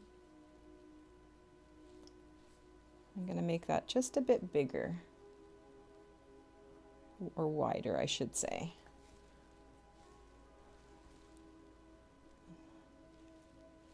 Now, I'm going to come up to this area that we did here with the darker value, but then I am going to use my color shaper, and I'll pull some of that lighter value into the darker, so we have a nice transition there. Okay, good. I'm just going to suggest a little tuft of a feather there, like the reference photo, because I just think that is quite sweet, having that little tuft of feather. Okay. I think using my liner, I'm going to go with this gray that we've mixed. I'm going to go around that eye ring. I'll use little dots though, not really painting a line.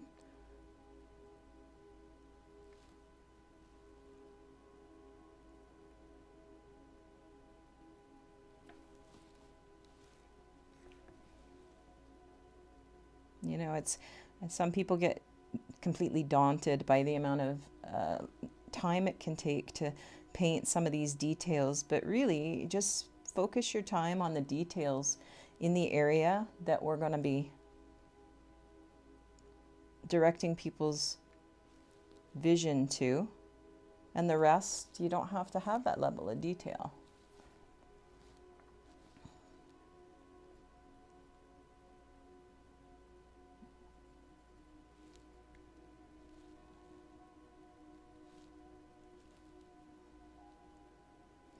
Now, while I'm here and I'm thinking about it, I think what I want to do,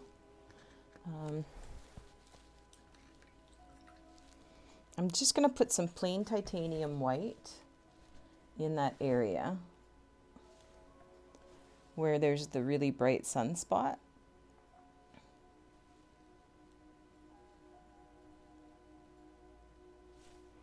And I'm going to use my toothpick to add just a few small lines. And what's going to happen is I will come back on top of this white and I will add a yellow, and it will just make the yellow pop out even more.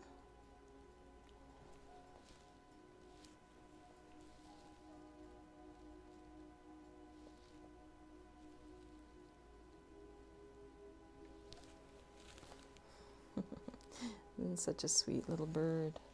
Okay. I'm going to clean that off a little.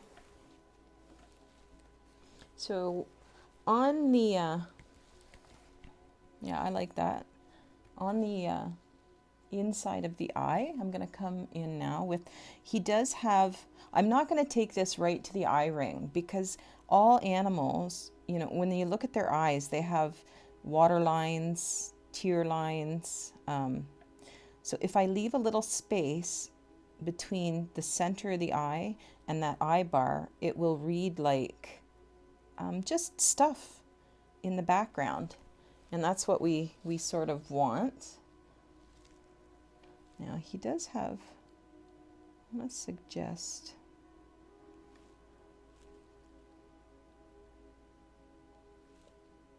and I'm just taking my time. I do want to get the eye correct. So I'm doing my best to get it in the right value range and the right shape. And I was going to add a bit of blue to that bottom eye ring. It feels like a light pale blue to me in this area, not really a white. So I'm going to make that a bit bluer. And then the blue feels like it extends to here to me.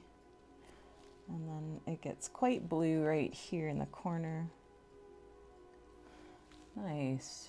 Okay.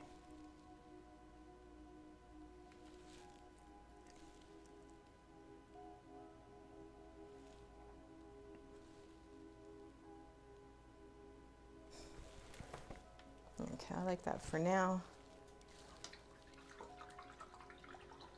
Now I'm going to come up, I'll work on the beak a little. I'm just sort of, I'm dotting around in the area where it's our center of interest and building up the detail, still using my liner brush. I'm going to come back in with that lovely warm dark we made, and I'm just going to darken up that upper edge of the beak on the upper part of his beak. Now I'm going to just underline the bottom very finely with my liner. I don't do this often, but I really want the beak to stand out, so once I come in and clean up this edge, it'll really make the beak pop.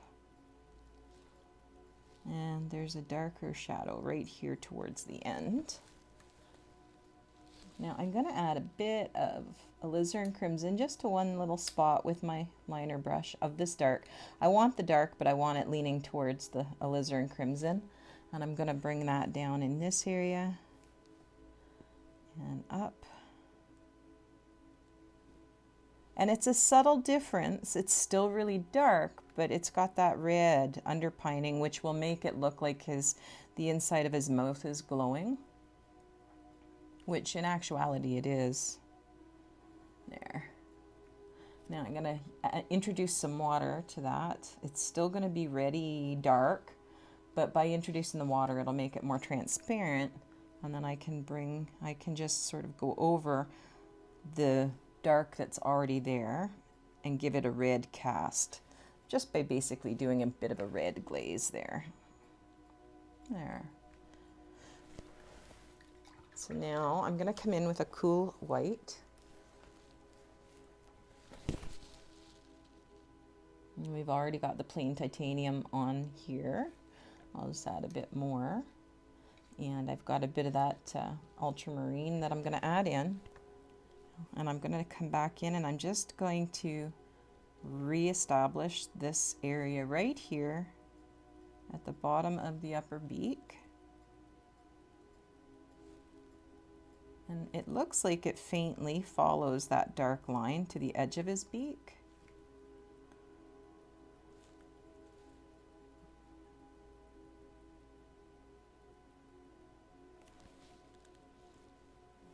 And again here, very similar. It's really pale. And that comes up and it appears more gray in that area. But that's okay. We'll get there. And then again, we've got a highlighted edge kind of coming this way.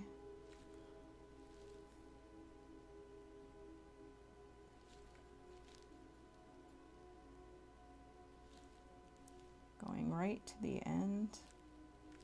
And then right underneath, it's paler just in this area.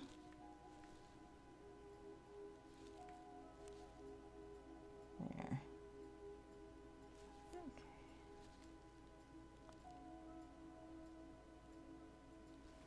Right, so now I just have to make some pinks. I'm going to go with my permanent rose. If you don't have permanent rose, don't worry, you use alizarin crimson. You could mix it a little with the naphthol red middle, but we just want a bit of a pale pink, and I'm going to come in. And just here we've got a bit of a highlight that appears pink. And this here appears pink in this area. And just a smidgen here.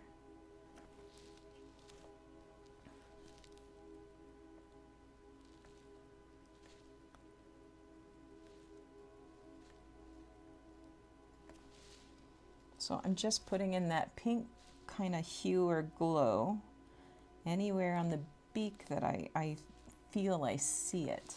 Now I want that to be a little more red. So I'm adding some of that naphtha red middle, and I'm going to come in here and include it there.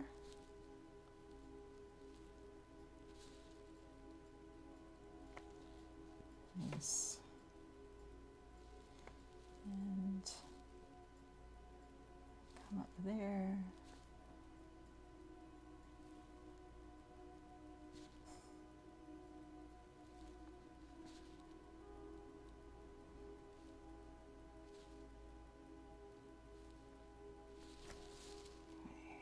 I'm going to bring that. Now the top of that beak appears to have a little bit of a red cast or a pink cast just in that area. So I'm going to include that there. And what's going to happen is having that little bit of red cast here and here will make it feel like a transparent object to your eye, so we can see light coming through that beak. If we just isolated the pink in here, it wouldn't feel as believable.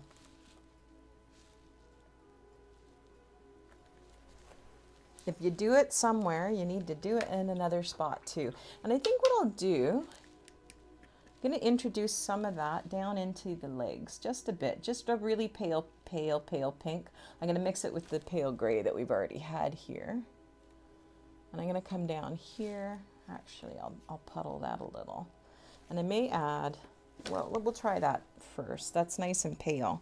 I'm going to come down and just give that, there's a bit of a pale reflection on the bottom of that front leg, and obviously it's just the tree branch reflecting, the sky reflecting, the amount of light around our little bird that's reflecting. So I just found that was a little too orange for me this morning looking at it, so this will help cool that down a little.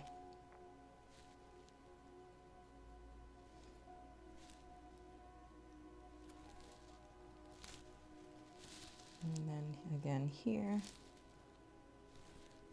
it's just, okay, there.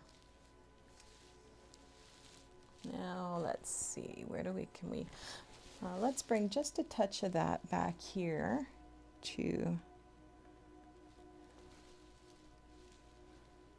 his hind leg. I'm going to go this way because what I find is happening is we don't see his legs because of his feathers. And because we see his legs in this, it doesn't, the feathers, they're not reading as feathers. So I need to come in and sort of make things that look feather shaped there. And this nice pale color breaking up the lines of the leg will help make it more believable.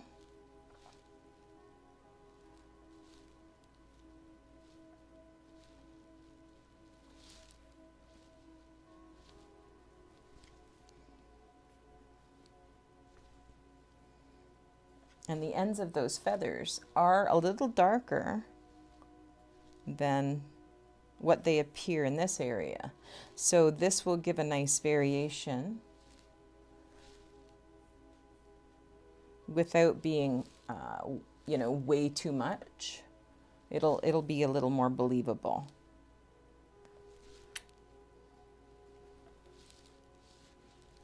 Okay. I think we can bring some up in this area too.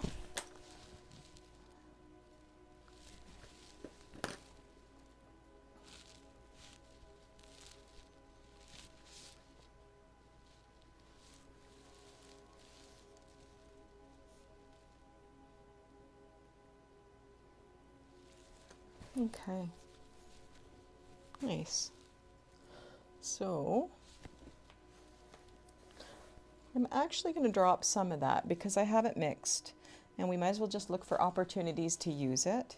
I find that there's a bit of an orangey pink cast very faintly around some of these shadow areas or marks on his breast. So I'm going to go ahead and just drop some of that in there.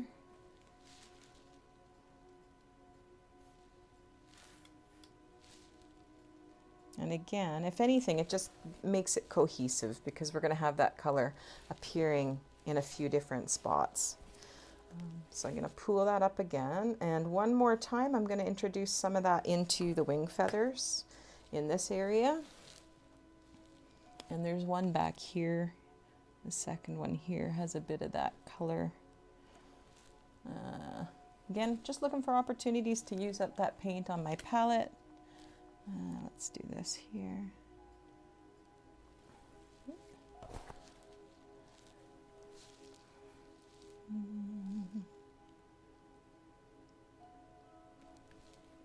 And it's all very, very subtle. Subtle changes.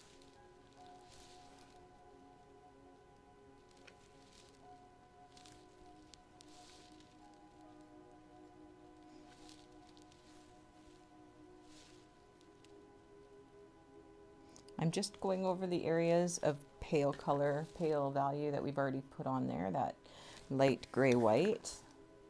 And this has just got that little bit of a pink cast, so there was already a bit of a pink cast from our underpainting of magenta, or of what is better known as the dark purple violet.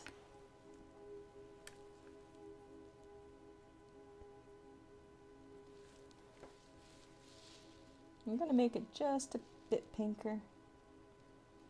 There's not a lot of paint left there, so. And then the tops of these wings just have a bit of a pink tinge the closer they are to us. So I'm just going to do the first 3 feathers there. Okay.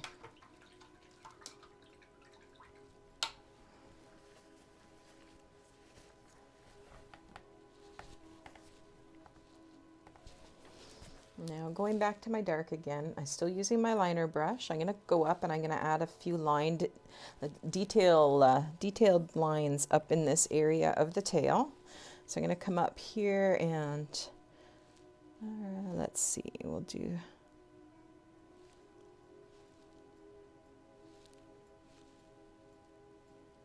and again, try and lift your hand to break that line up. I'm going to come in a bit with my color shaper.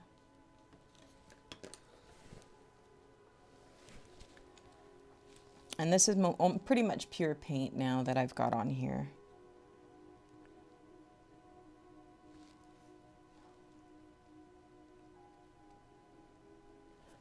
There. And there seems to be a serration to the tail feathers that comes down a little bit at an angle. So just using my color shaper, I'm just going to suggest that just a bit, kind of coming down this way. If you increase the size of your reference photo as you're looking at it, you'll see what I'm referencing there. And it's not a huge detail, and if you don't do it, I don't think it's a significant thing that people are going to notice.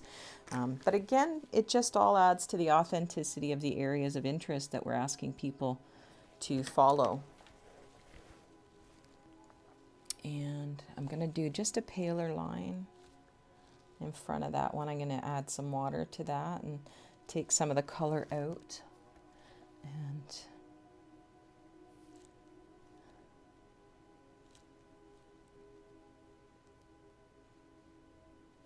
there. Okay.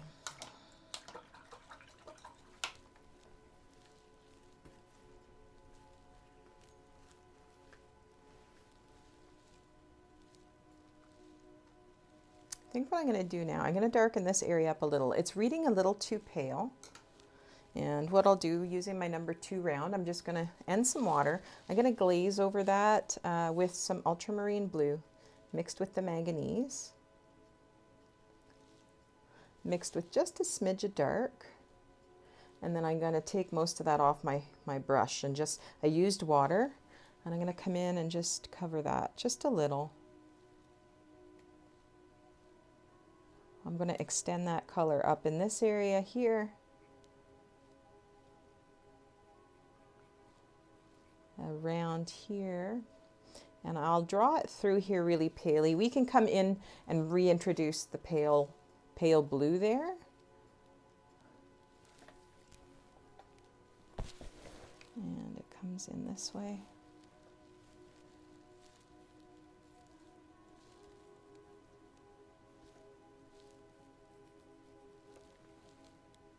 Again, I'm going to do that again and introduce some water.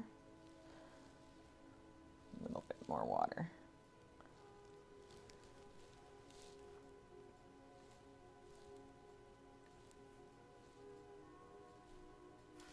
And I'll come drop that into the shadow underneath that front wing. Extend it back. And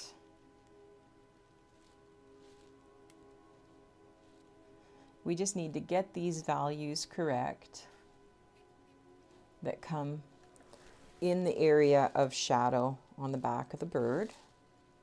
That's one of the reasons for glazing, and I'm going to do that again using just up French ultramarine, no blue, no manganese blue, just ultramarine blue and a bit of that dark. And again, just water. I'm going to come in and we're going to reestablish the whites back here, but there is a shadow of his tail that comes across this area of his wing. So we will definitely increase that and add some more in this area here.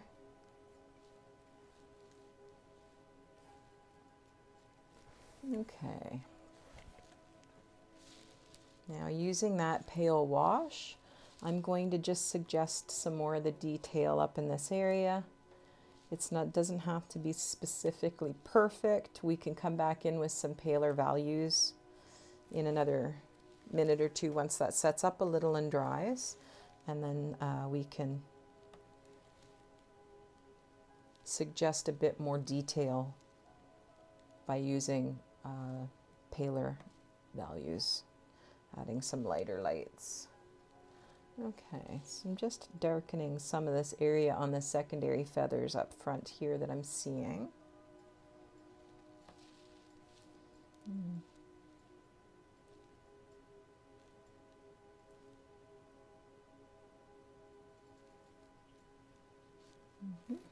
Okay, coming along.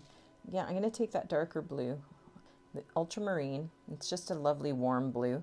There was a bit of the dark already in this puddle from our glaze, and I'm just going to leave it fairly blue. And I'm going to come in and just go along the upper shoulder here again. I'm going to use my color shaper to break some of that up. So I just really did 3 dots. And it's just going to make the shadow here read cool, or sorry, it'll be warmer than the rest of the shadows. And it's just for variation. There's a bit of a, it'll help that shadow, that area in shadow stand out.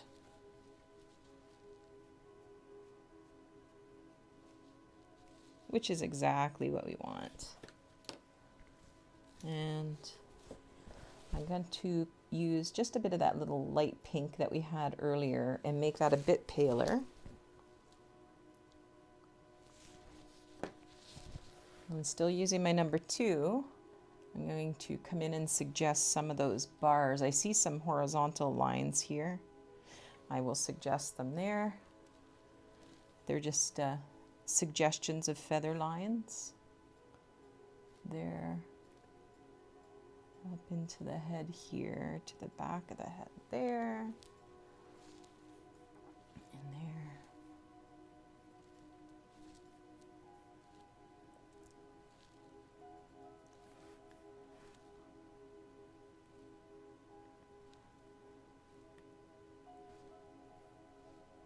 And again, I'm just looking in areas where I can follow and find things that are in a similar value range to the color I'm putting down.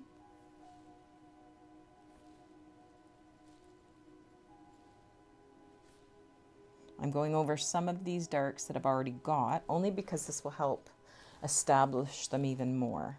With each subsequent layer I put on, the darks become more solid and more dark, rather than coming down in the beginning far too heavy.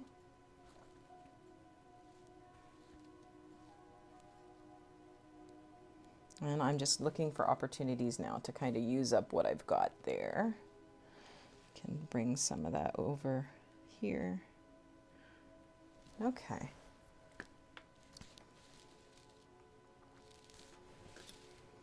And puddle that up.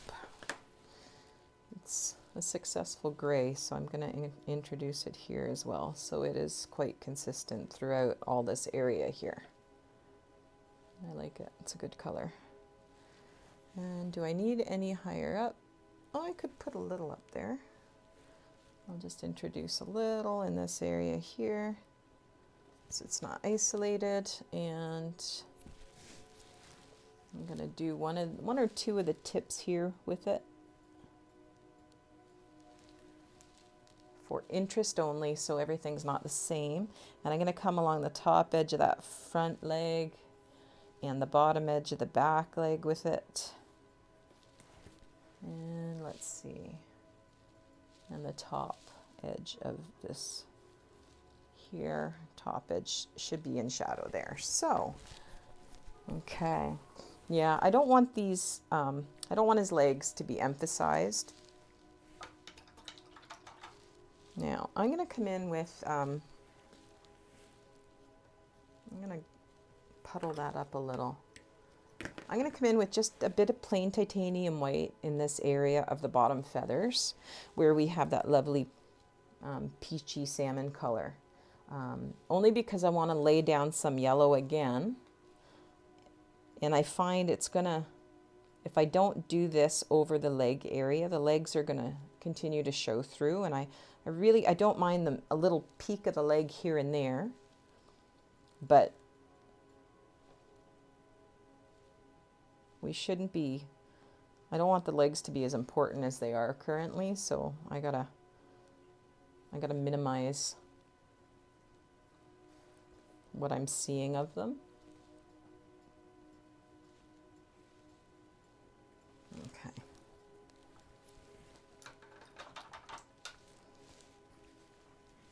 I'll let that dry, and then I'll come back over that and do that one more time with the titanium white, and I might make a pale yellow gray, and also use that because the bottom of his belly is in shadow, so it's not going to be a bright yellow like what we see here and up here. And there's a really pale yellow spot right here that I see, so I'm going to just cover that with some titanium white right now. So when I come back in, that one we want to make these areas glow a little. Okay, so he's coming along slowly but surely.